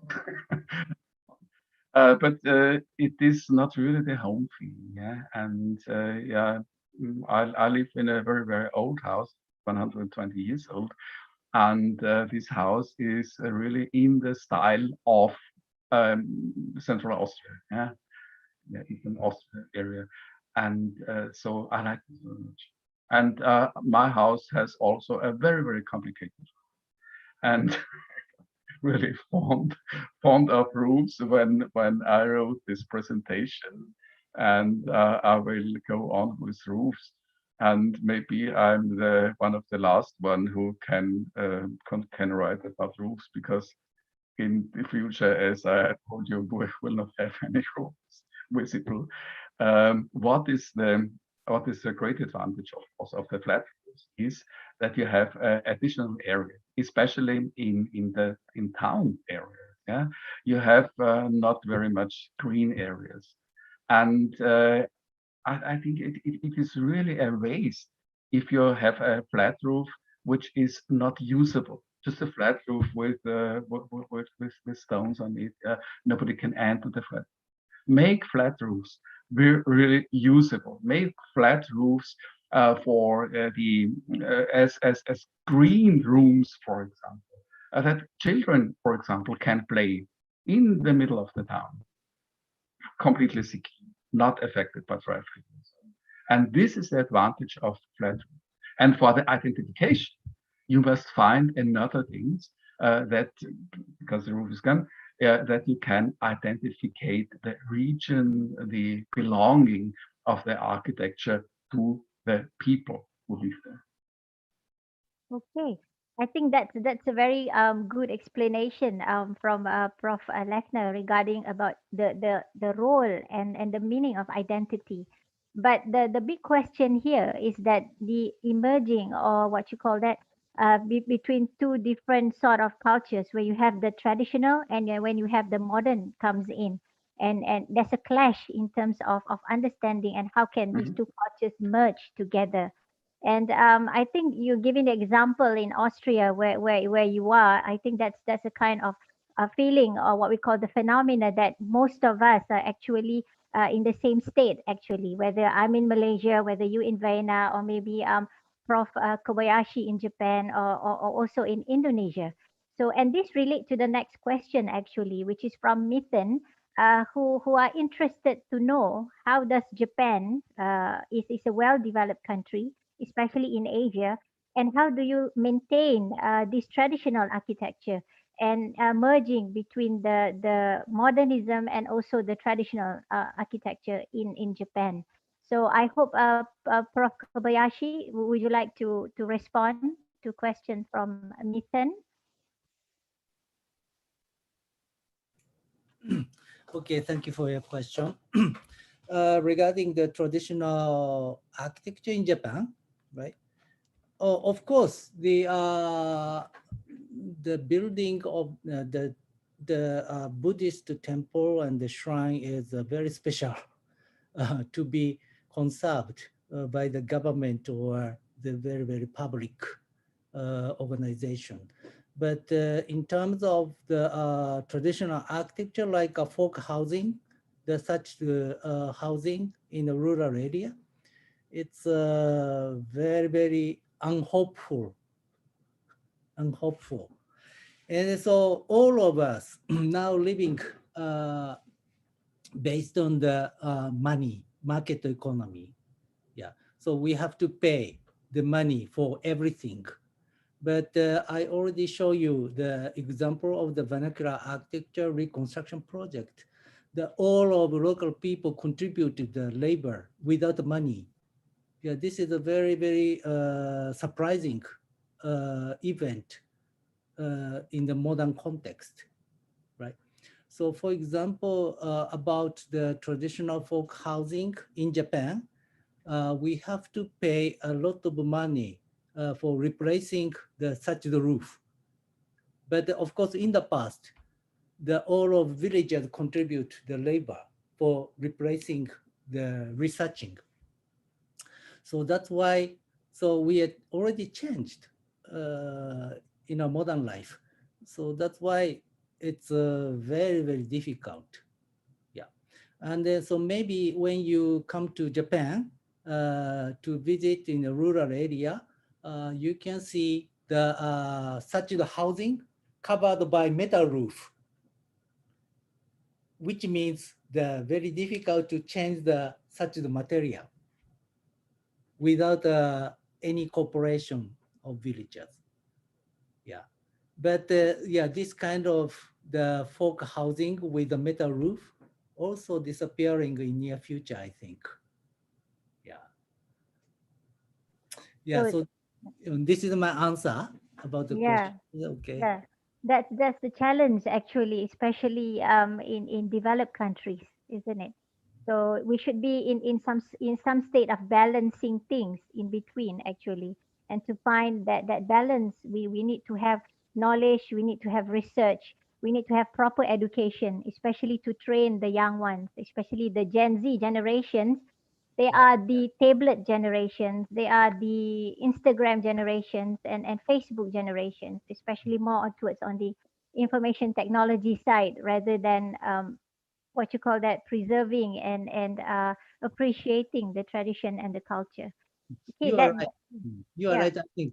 Because so so Japan is a developed country, but it's now declining very yeah, much. So and then so many young generation move from city area to the rural area, and hmm, then so reconstruct their lifestyle. yeah, hmm, This is something like a trend or a movement. hmm, So if we connect this movement to the conservation of traditional housing, so I think it might be a little bit potential to yeah. keep the local culture, including the traditional folk housing. Yeah, that I think that's also true, Prof. Hirohide, because now the biggest challenge is not only about the maturity or about the knowledge among the new generation, but the challenge is also in terms of the economic stability. Because I think there's a question from Dewey Eva to both of you, which is to Prof. Kobayashi and also to Prof. Lechner, is regarding about when you build the traditional houses, the materials are very expensive nowadays, especially if you talk about timber. So the most what you call that, easy resources that they can use for building construction is usually like steel and glass. That is what available in the market nowadays when we're talking about new technology and development. So how do you both, who are actually the one who strive to preserve this kind of traditional values, can give some direction of approach in talking about materiality, in trying to visualize or showing this traditional architecture in the modern context? So maybe Mm. I'll start with Prof. Kobayashi first, and then we move on to Prof. Lechner, and also some views from Dr. Abida. How are we going to what you call that, overcome this problem? And I think this is a critical problem nowadays. So Prof. Kobayashi, you first. Okay, so as I told you, the also the younger generation thinking the differently compared with the people working in 1960s and 70s. Yeah, so the young generation don't believe the uh, market economy or money can help them. Yeah, completely. So they have the living with the market economy in a half, and another half is they are living based on the another value.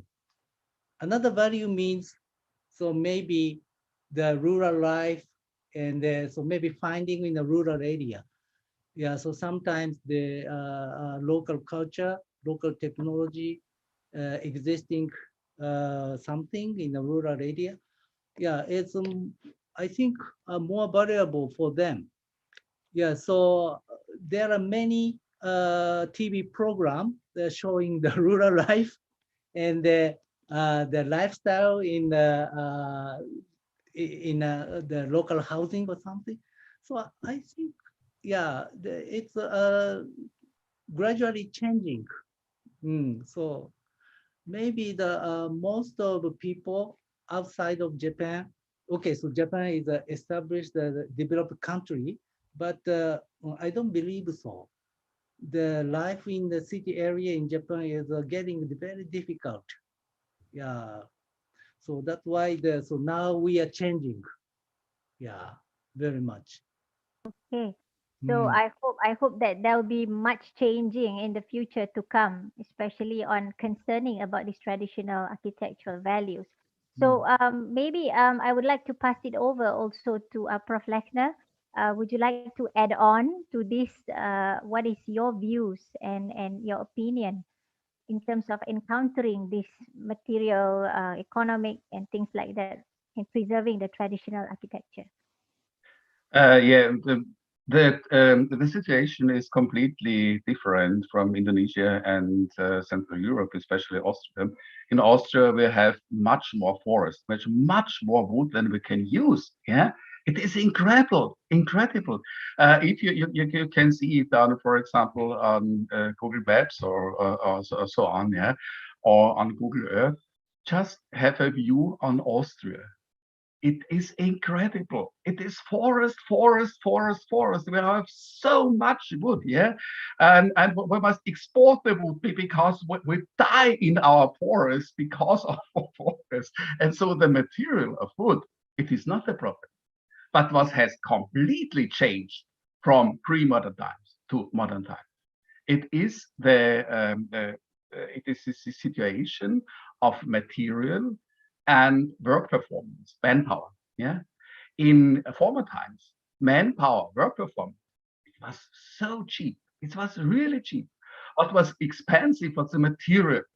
And in our times, what is expensive is the manpower, is the work performance. The material, if you have concrete, for example, the cheapest material you ever had in, I think, in the whole history of man, yeah, the whole history of building. Yeah? And so it is not really affordable. In former times, it was not affordable to have a house, for most people, to have a house with good materials. Yeah, we saw it in the rural vicinity in Austria, and now I'm for running project about historic architecture in the eastern parts of Austria. And there was a problem that normal people living on the countryside, they had no good building material. Yeah, but the manpower was nothing. It cost. And so also in Asia, if you see a traditional village, the building of a house, yeah, we heard it before. The building of a house, it is not it's in no cost, because the people built the house in many countries and in former times without earning money for that. Yeah, for example, a house if for public use is made by the organization of the village, also is made up by the organization maybe of towns in very long former times. And now it is cost a lot of money. And so you have really not costable materials, but costable manpower. And so architecture must change. It must change. And it is a wrong thing to think that traditionalism is the right thing. Traditionalism is nonsense. Yeah, no, tradition means to go to build your houses in the situation of the time, in the situation of the epoch. And so if the situation has changed, also architecture must change. Yeah, it is in some terms it's a pity, yeah, but it would be completely wrong to think that we should build like 100 years before. I think, yeah, that's good. I think I'm agreeing on you, because when we look at the essence of traditional, we have to understand it's not like a metaphoric kind of an expression that we direct interpret the thing. So maybe it would like better if not a direct imitation, but rather learn the essence and bring it into the modern context. Yes. So this is what have been done by a lot of what you call that the approach of critical regionalism kind of an approach, modern regionalism of approach, that you're maintaining the essence of the traditional, but you bring it into the modern context using the contemporary materials. But still, the soul is still there in terms of showcasing the traditional architecture. So this is actually a big challenge, especially in training the new architects, the young generations, especially the students in architecture school, because they do not have the good understanding of the knowledge or the background of the traditional architecture. Okay, so I think we are getting much heated here in terms of discussion about how to bring traditional into the contemporary architecture. And thank you so much, Prof. Lechner. So I also would like to open and listen to opinion from Dr. Abida. What is her views next in terms of the situation in Indonesia, and how does the Indonesian government or maybe education respond to this in merging these two different cultures from the tradition and also in the modern situation. So I hope Dr. Abida, would you like to respond to that in terms of the Thank you, Indonesian? Professor Alicia. Yeah. Before I will talk young generation.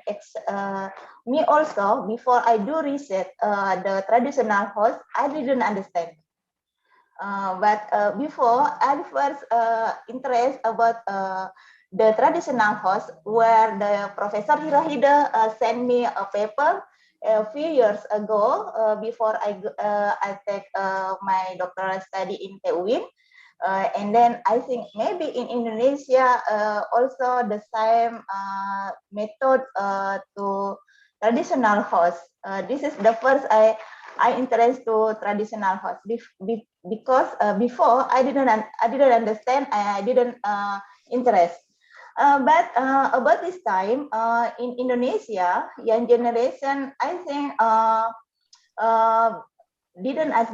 don't understand about the so many young generation don't understand about traditional house and prefer build traditional house because traditional house very expensive than modern house. And also need so many wood, and this time nothing wood in the forest. I see. No wood again, and then maybe to preserve the traditional house, maybe use the modern material, but using the old element, the method, the form, the same form, the same element, the same signage, the same ornament, but using a modern material like stone and but the form is the same. I think this is the way to preserve model traditional house because no people, no young people interest build the traditional house. Okay.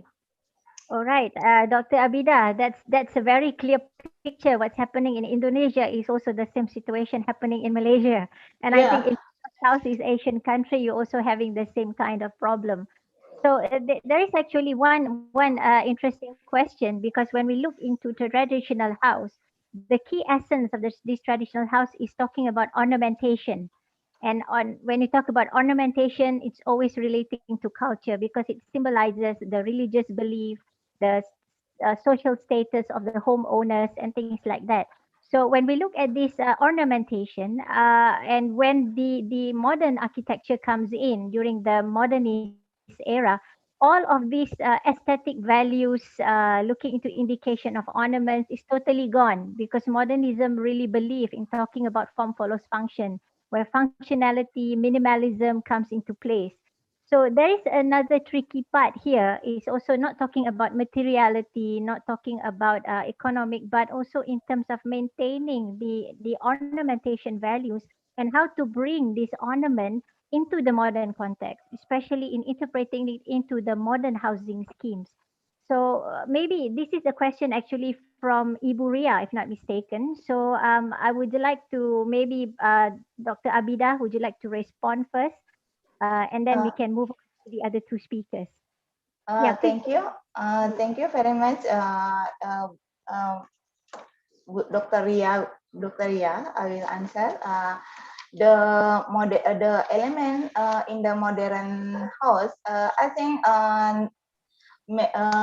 in no people follow the apply the material, the ornamentation in modern house like Anjong and maybe in the other, but some few people play in the interior ornamentation interior home in the modern house, but in exterior house, not very difficult to find it, because the houses, the people prefer to the a simple house, minimalist, and modern house, modern material, maybe. But the interior, so many people using, I think, in Indonesia. Yeah, yeah.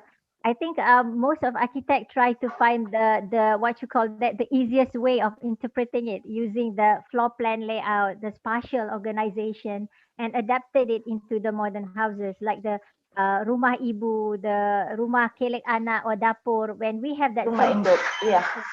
yeah, in Malaysia. So thank you so much, Ibu Abida. So I would like to extend this question also from the perception of Prof. Lechner, because you are living in the West. So how does I know even you talk about Vienna, they must have their own traditional houses, and there will be a lot of ornaments in these traditional houses. So how does this Western or European people applied it into the modern housing while still maintaining the value of ornamentation? So would you like to respond to that, Prof. Lechner? Yeah, of course, yeah. It is nearly the same. It is not nearly. It is the same as all over the world. In modern architecture, decoration is, yeah, not. And I hope you know our Austrian architect Adolf Loos, who wrote an article, or a short article, but a very famous article. It is called Ornament und Verbrechen, in English, ornamentation and criminal. Yeah, and if you, in most cases, this is interpreted as ornamentation is a criminal, is a crime, but it is not the title and it is not the content. It is called definitively ornament and crime, not ornament is crime. And there's a big difference. And please read this article very, very intense. And then you see what Adolf Loos, what really came into his mind. Ornamentation, decoration is too expensive. And if you build a modern house, these expense should go to other things. Yeah, for example, to larger rooms or anything. Yeah, and always, the same case, like the material. Yeah, is in the ornamentation, is in the decoration, because decoration nowadays is too expensive because of manpower, because of the expense of doing things for hand forming elements. Yeah, and if you have decoration elements which are industrially built, yeah, industrially produced, this is kitsch.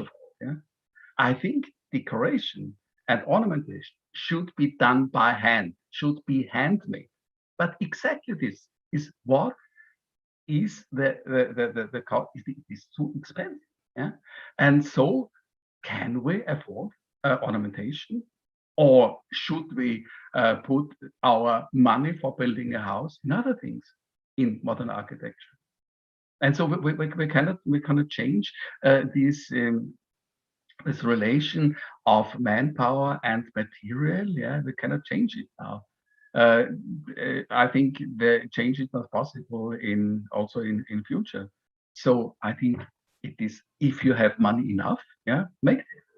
But if you have not money enough, then use no decoration, because please don't use any industrial produced decoration. It is really a kitsch, outside or inside, the same. And so, yeah, unsolvable problem for me. Yeah, because if you don't properly actually understand ornamentation and putting it at the wrong place, it will become a pest pastiche kind of an architecture. So pastiche is not good because you are talking about only the exterior, like you're putting makeup on your face, but you do not show your real face actually to the people, to the culture, and to the environment.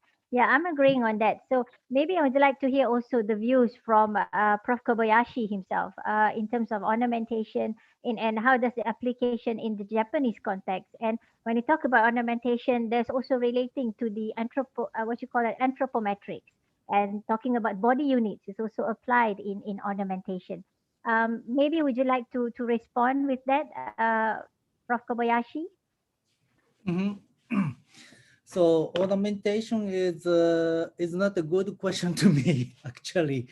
Uh, so in Japan, so maybe you may know the we like a simple design and minimum design traditionally, except the so some Buddhist temple. But even in the Buddhist temple, the after Japanizing Buddhist temple, it's looking simpler than the original Buddhist temple coming from China or Korea. Yeah, no color, simple design, just like a functionalism. So as you may know, the German architect, Bruno Tauto, staying in Japan for several years during wartime in 1940s. So he evaluated much the Japanese traditional simple house, not the Buddhist temple. Yeah, he felt the so some common idea between the modernized architecture and the Japanese traditional housing. So that's why the ornamentation is not good question to me, but of course, as Professor Eric explained, the ornamentation is a lot of money. Yeah, even in Japan. So yeah, this is a very, very negative meaning, negative approach to omit the ornamentation in the house in the rural area. Yeah. So negative and positive. So this is very complicated about the ornamentation in Japan. Yeah, okay. Because Japanese architecture always believe in the idea of functionalism and minimalism. Yeah, and you can see a lot of modern architects like Kenzo Tange, Tadao Ando. Yeah, when they design the building, it's always functionalism comes into place. But aesthetics always play a role, but it is always more into functionalism plus where the aesthetics elements become functional in terms of like using structures, columns, and things like that to explore. Yeah. Can you imagine the Tadao Ando's design with a gorgeous roof? Can you imagine? No. Because that will actually kill Tadao Ando's identity. So yeah, because every architect has their own identity to it. So Tadao Ando has a different kind of a unique approach in architecture. So thank you so much, Prof. Kobayashi. So actually, well, we have also a lot of questions, but I tried to pick up few of questions here and there because if I give all the question to the speakers, it will be very lengthy, and we only have about I think about 15 to 10 minutes more if this session, if the host really allow me to continue on. Okay, there's one question actually for Prof. Lechner from Dr. Zairin. His question is about the three spheres are often used in the meaning of vernacular houses in Indonesia and in Asia region, but they are not even found in other region, which is in Europe or America. So his question is it because of culture or is it because of religion? Or is it because of other aspects and factors? So perhaps, Prof. Lechner, would you like to answer and respond to Dr. Zairin's question from Untan? Yes, of course. But sorry, I didn't understand the first word because there was a cut in my computer. Okay, Just the first word. Okay, I'll repeat the question. The three spheres are often used in the meaning of vernacular houses. The three what? Three spheres. Three spheres, sorry. Yeah, the three Yeah, spheres. yeah, of course. Yeah, Yeah, okay. sorry. The three spheres. Yeah, the three spheres. Is really it is not limited, of course, to the East or Southeast Asia, but in this really in these regions, three spheres, tripartite of the house, it is really obvious. Yeah, it is really obvious. And I think it maybe it comes from religion. Yeah, in religion it is expressed in a very, very concrete way. And if you see, for example, Borobudur in Java, it is the largest Buddhist complex in the world, and, and it is more than 1,000 years. Very interesting. In this case, you have these three spheres in the body of what is the body of the building. You have the three spheres in the pictures, in the images of the different parts. And so these old religions, they're the same to Hindus. Yeah, these old religions, I think they had a great a great thing for building vernacular architecture, and especially in the humid tropical area. Most of the buildings are away from the muddy earth. Yeah, and I never understood why it is not the same in Java, for example. Yeah, it's really for me it's not understandable because why the Javanese building types are completely different. They stand really more or less on the ground. Yeah, but there is no difference in humidity. Yeah, but compared to other traditional buildings on Sumatra and other islands, maybe nearly all other Indonesian islands, it's really interesting. But if you see the old pictures and Javanese temples, there are pictures of houses, of vernacular houses, of traditional houses, and you see that these buildings also stand on piles or stand on post and beams construction. That means that in any time it changed, and the wall zone, the living area, sunk down to the ground. It is very interesting. Yeah, and really I don't know why it is just in Java. And if you have the situation in other regions, Bali, for example, in Bali the houses stand on platforms. Yeah, not very high, but on platforms. But of course, in the cities, yeah, in the towns, they do not stand on platforms. And I have had this first image when I was, I've been several times to Bali. When I was first in Bali, yeah, and I came from the airport and went through the city. There was just a really thunderstorm with a big amount of rain. And all the people stood on the border of the house to the street and keeping the rain out. If you have the same situation on other islands, on traditional architecture, this is also different to modern architecture, because modern architecture, the buildings stand on the ground. Yeah, nobody interested on this because you live 2 meters above the rain flow, above the mud. But it is really, as I can repeat, it is really a special thing to Indonesia, to Southeast Asia, and that these buildings mostly stand, vernacular buildings mostly stand on these high raised piles or post and beam construction. Yep. I think I'm agreeing with you, Prof. Eric, because to me, I think the audience also, and most of who are the fans of traditional architecture, especially the vernacular architecture, will always say that traditional architecture, the beauty part of it is about the enhancement in terms of a very clear understanding about the spirit of time and spirit of place, like bringing in the genius loci of the place to life, and to emerge back the soul of genius loci. So and how does the architecture responds to the climate, to the existing context, the landscape. That's the beauty part of traditional architecture, where the modernism architecture really missed into looking into it, that into detail. Yeah, okay, that's very good views from you, Prof. Eric. So I can see one hand is raising up, and I think it's from Ibu Rafika. So finally, we have a live question. So Ibu Rafika, can I please ask the host to the unmute Ibu Rafika, so she can ask the question directly to the speakers. Ibu Rafika, may we hear your question to the three speakers today?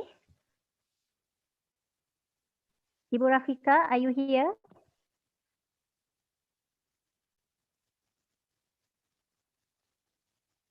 Mhm. Maybe the organizer can help me to identify Ibu Rafika, because I saw her raising up her hand. Okay, she's not responding. Okay, never mind. While waiting for her to give her the question, I also like to move on to another question. And this one is actually to Dr. Abida. So, what is the strongest different feature between Kajang and Bugis architecture? So, this is more talking about ethnic architecture, the Bugis ethnic architecture. Could you repeat? Could you repeat your question? What is the strongest different feature between Kajang and Bugis architecture? The Kajang architecture, maybe the Kajang dalam. This is my Kajang dalam, not Kajang luar. Kajang luar is going to modern, but Kajang dalam is still preserve the maintain their culture, tradition, and all tradition, culture, and but in Bugis actually in Sopeng, the community going to modern because before also in Dutch colonial coming in my island, in my village, they are going to change the form of Bugis house. And then after in the Indonesia independent, many majority the community going to back use the original form Bugis traditional Bugis house, but not using element again because they are no understand about element and ornament. The different in Kajang and in Bugis, open to modern, but in Kajang dalam no. So, which means there's a very clear what you call that differences between the Bugis and also from the Kajang architecture in the terms of the structures and elements, isn't it, Dr. Abida? The element, the Kajang dalam is very simple, nothing ornament, but element is very simple. But it Bugis so much because element is also as the symbol, the signage of level social status. But in Kajang, no, all home the same, nothing different level over there. Okay. All right. I hope that's clear the question actually from Ibu Ria, if not mistaken, asking about the question of the difference to Dr. Abida. Thank you, Dr. Abida, for the answer. Okay. I'm waiting for all the audience. If you have any questions, please raise up your hand. And please also fill in the attendance Google form here at the chat box. That is for the third session. And just a quick reminder, if you have any question, please type it in the chat box and the host will attend to you. Okay, so I'll move on to the next question. And this is actually for Prof. Kobayashi. Okay. Kobayashi. And the question is that, can vernacular architecture be resilient for now when we consider the natural resources, which is timber? Okay. Yeah, the material is always very difficult for the reconstruction project, as well as the usual construction in the rural area. For example, in Vietnam, yes, all of the wood material is prohibited to get by the local people.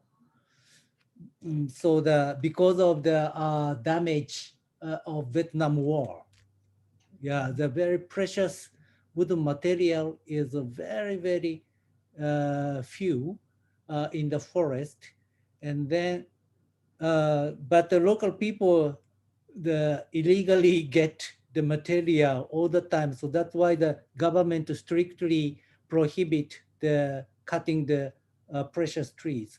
So that's why for the reconstruction projects, we negotiated the long time with the local government to get the material. But yeah, so material is always a problem. So that's why in the village, Vietnamese village, for the reconstruction project, firstly, the young generation emphasized the pillar should be concrete. Pillar should be concrete because it's difficult to get the natural material, as well as the looking, they always emphasize the looking very poor to use a natural material. So this is a very typical response from the young generation in Vietnam. Concrete, metal, steel material, looking very rich, modernized. In the traditional house, looking very poor. Yeah, they always explain. But actually, the natural material, the precious wooden material is more expensive than the concrete and the steel material actually. So it is something like a contradiction, yeah, to decide the material for the house. Yeah. I think that's a good statement because if you look at organic architecture by Frank Lloyd Wright, the idea is always talk about the truth of the materiality will always bring one closer to God or whoever that you believe in, isn't it? The creation.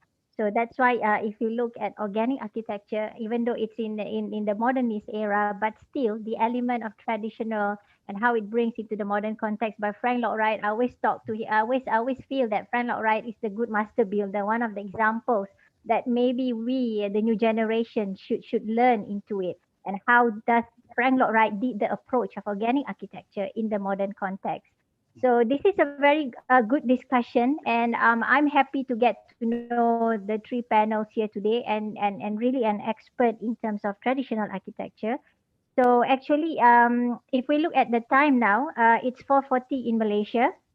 I'm not. I think in Indonesia it's 3:40, so we only have about 5 or 10 minutes left. So maybe we need to conclude the session if that's what the host wants. So they said need to maintain the time up until before 5. So I'll try to do that 5 Indonesian time. So since Prof. Kobayashi here is the first one, so maybe would you like, what is your whole opinion for today's webinar? And what is your actual hope for the future in preserving this traditional architecture? And what is your hope to bring this traditional architecture into the modern context? And what is your advice to all of us, especially the new young generation? So maybe that can you can wrap it up for your presentation today. Prof. Kobayashi, I think you need to unmute yourself. We can't hear you. Maybe the host can help Prof. Kobayashi. Okay, that's good. That's good. So anyway, thank you very much for inviting me today. So I feel a little bit nervous to make a presentation today because Andy suddenly contacted me to ask me to make a presentation, and very few information about the presentation. And but I enjoy very much to share the information with all of you. And webinar series is a very important. So easy to share the information. So before COVID-19, so we organized the conference with much energy, and they use a lot of money and to decide the place for the conference. But webinar series is very convenient. So I think I really appreciate the organizers today, the coordinator today. Yeah. And then, so we are now in the global environmental era. And then, so maybe I believe the indigenous knowledge and technique is getting more important to reconstruct our future life. Yeah. So that is my viewpoint. Yeah, this is the reason why I continue to do the research, to know more the indigenous culture. Yeah, thank you very much. Thank you, Prof. Kobayashi. That's a very noble one, because as an academician, you still have to continue doing your research, because you need to contribute to the new body of knowledge and increase and heighten up the knowledge and let people, especially the community, understand about what is the whole worldview. Okay, thank you so much, Prof. Kobayashi. So I move on to Prof. Eric Lechner. What is your advice to wrap up this session, especially in preserving the traditional architecture in the modern context?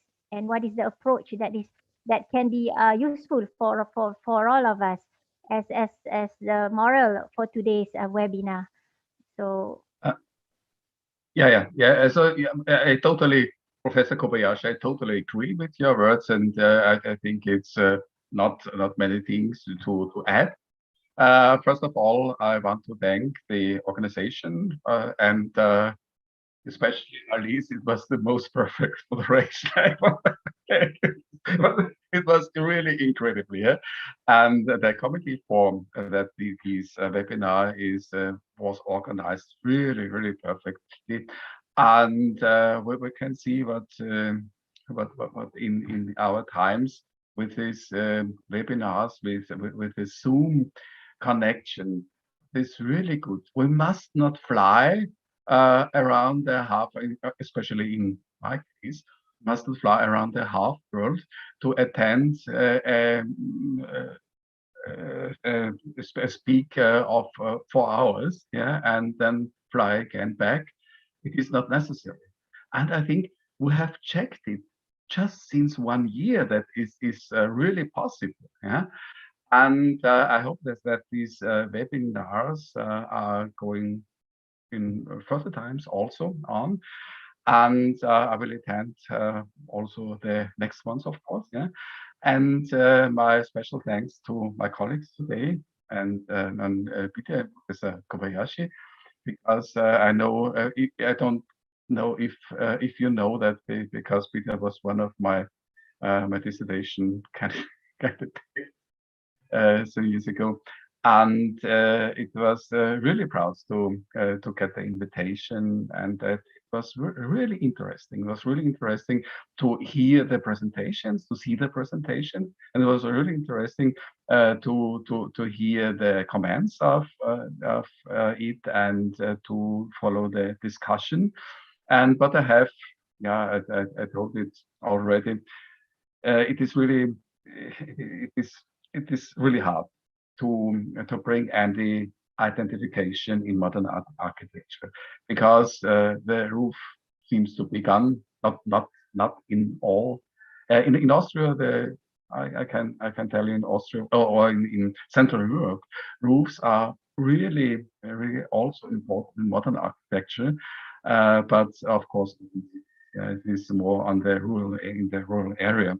And so I noticed also in America and in Oceania and so on. But what we must find, and I think it is the hardest duty ever in architecture, what we must find any elements, we must find any architectural things to express this identification, to express the house where we live, that we can find the house where we live. In some settlements, it is really easy if you come home to find the house because all the houses are the same size, are the same shape, and and it is not so easy for that. Please, all you as architects, please try to find out elements, try to find out ways to express identification, regional identification, individual identification, and please share it with each other. This would be my advice. Okay, that's good. Thank you so much, Prof. Lechner. And I think we should continue on this intellectual discourse. It shouldn't end here in this one session of webinar. It can be a lot of series of webinars in the future to come, especially and emphasizing on the importance of traditional architecture in the modern context. So thank you again, Prof. Eric. So I move on to Dr. Abida. Would you like to say your last words and your opinions, and maybe what is your hope for the future in terms of this traditional architecture? So the floor is yours, Dr. Abida. Thank you, Professor Alicia. Before I will to thank you to Hirohide, Professor Hirohide. This second time we meet a few years ago. I use so many support to me to get a PhD. And the second, I will to thank you so many much to Professor Eric Lechner. You know so much about me. You so many advice to me until finish my doctoral study in Tewin. And then I thought, again, I want to thank you to Professor Hirohide and Professor Eric, because when I sent invitation to him, to him, they also answer, yes, I will join your webinar. Thank you very much. You support me. You support my program with the joint program my Arsitektur Universitas Negeri Makassar and Universitas Tanjung Pura. And then about the traditional house, before I know so many traditional hosts after I do research in my doctoral study. And then I think we have to, if do research about traditional hosts, we have to stay in the location. Not only 1 week, 2 weeks, but we have to so many times, so maybe years, because only month maybe we cannot. We don't know anything.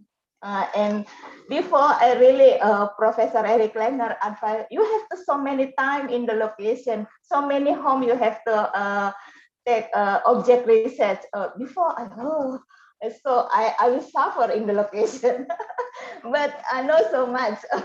I know so much element, but the element ornament and the meaning element and the meaning the ornament and also maybe for me, I will do research about traditional host Indonesia. Maybe I will also, I'm interested also do research in traditional host in Asia because I think the same. I think the same. The traditional host in Asia, East Asia, Southeast Asia. And then for young generation, maybe for the researcher and the teacher, maybe have to do research about the traditional host, because so many traditional host is collapsed now, and the young generation didn't understand about. And then maybe if we can publish in the journal, maybe a book, so we can share together, share each other about traditional host. Maybe we can understand each other. It's traditional host in Indonesia and maybe in the world. And I think traditional host is a heritage and not so many people know about the traditional host, because the traditional host is lost so many and going to modern traditional. But the old traditional in Bugis is lost. But in this time, only the new traditional host. I think my conclusion is we have to do so much research about traditional host. I think that's all, Alicia. Before I want to thank you, Alicia, because you're nice moderator. Thank you. Okay, thank you so much, Ibu Abida. That's actually wraps up and for today's session. And I think I'm agreeing with all the three panels. We need to have a very strong theoretical framework, especially in terms of understanding traditional architecture, because currently there's not much publication from each countries, especially the developed ones or the well-developed countries. So we need to venture more into publicizing to have a lot more of intellectual discourse and also to strengthen this in terms of our academic education, especially for our architecture students in all architecture schools in the world. Because currently we are looking more into syllabus and curriculum that is more emphasizing on modern architecture rather than looking into traditional architecture. So with that, thank you so much to all the panels. So as we can see for today's webinar, it is a very good webinar organized by Universitas Tanjung Pura, Untan, and also Universitas Negeri Makassar. So as we can see here, we can end this session by understanding that actually history is a bridge which connect the past with the future and that holds them together. And if you can look into innovation, it will be very impossible for innovation in the future without us knowing our own history, because an innovation which is independent from history will be incompatible with the present time. Therefore, if we look into traditional architecture, it is very important because it maintains our link to the past for the future. So if you put it in the Malay word or in the Indonesian word, tak kenal maka tak cinta. Okay, tak kenal maka tak cinta. If you don't know someone, you cannot love that person. So same goes to traditional architecture. So as you can see, the time now is 4:58 Malaysian time, and I think it's Indonesian time. It's 5:50. It's 4:58 Malaysian time. It's 3:58 Indonesian time because the time difference is only 1 hour, and the time is actually not on our side. And we have come to an end. Thank you so much for the for the three speakers today, Professor Dr. Eric Lechner, Dr. Abida, and also Prof. Dr. Kobayashi. And as the moderator for today from University Technology Malaysia, and on behalf of Universitas Tanjung Pura and Makassar University, we would like to thank you all, and especially to all the audience. You've been patient with us for the past 3 hours, and it is such a pleasure having all of you here. And we can hope that all of you can continue on to share your knowledge, your expertise, and those in the audience today can be with us again in the next webinar session. And especially we can share our knowledge in our fraternity, and we can actually expand the knowledge of traditional of architecture to the community and to the global context. And with that, the participation today had made this webinar a very lively and sprightly one. And to all of you, please put your hands together and please give yourself a big round of applause for making this webinar today a success. So, terima kasih, arigato gozaimasu, thank you, and hope to see all of you again in the next webinar session. Jumpa lagi semua. Take care and stay safe during this pandemic COVID period. So, take care all. So, we end this webinar session for today. So that's all from me as the moderator for this webinar session. So I passed it back to the host, which is Universitas Makassar. Thank you. Okay, thank you, Prof. Madya Dr. Elis Sabrina Ismail for guiding this webinar. Ladies and gentlemen, we finally come to the end of this webinar. I would like to thank the speakers for the informative and interesting presentation, and all the participants for your active participation. Hopefully, the webinar will be beneficial for everybody. Before ending this webinar, I would like to say my apologies to all the speakers and all participants for any mistake during the webinar is going on. Ladies and gentlemen, we will take a picture together, so please all participants turn on your video.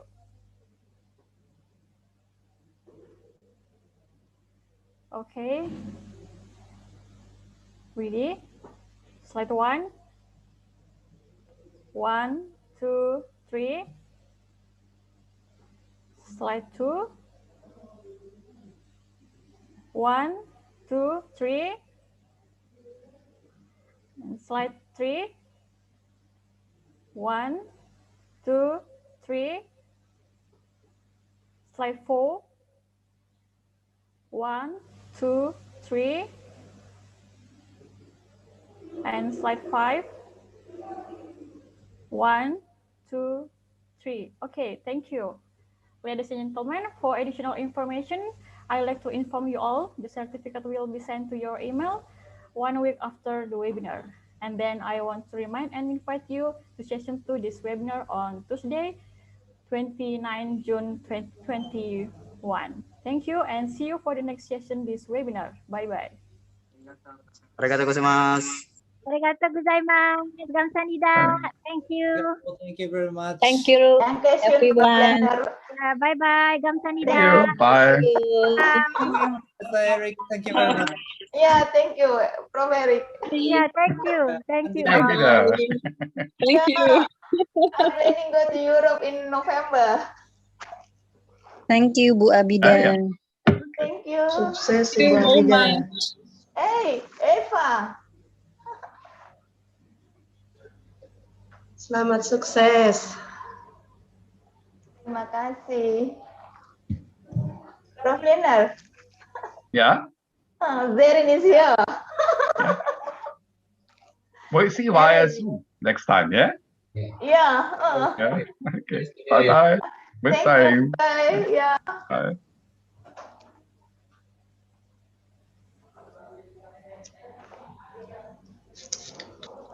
Luar biasa.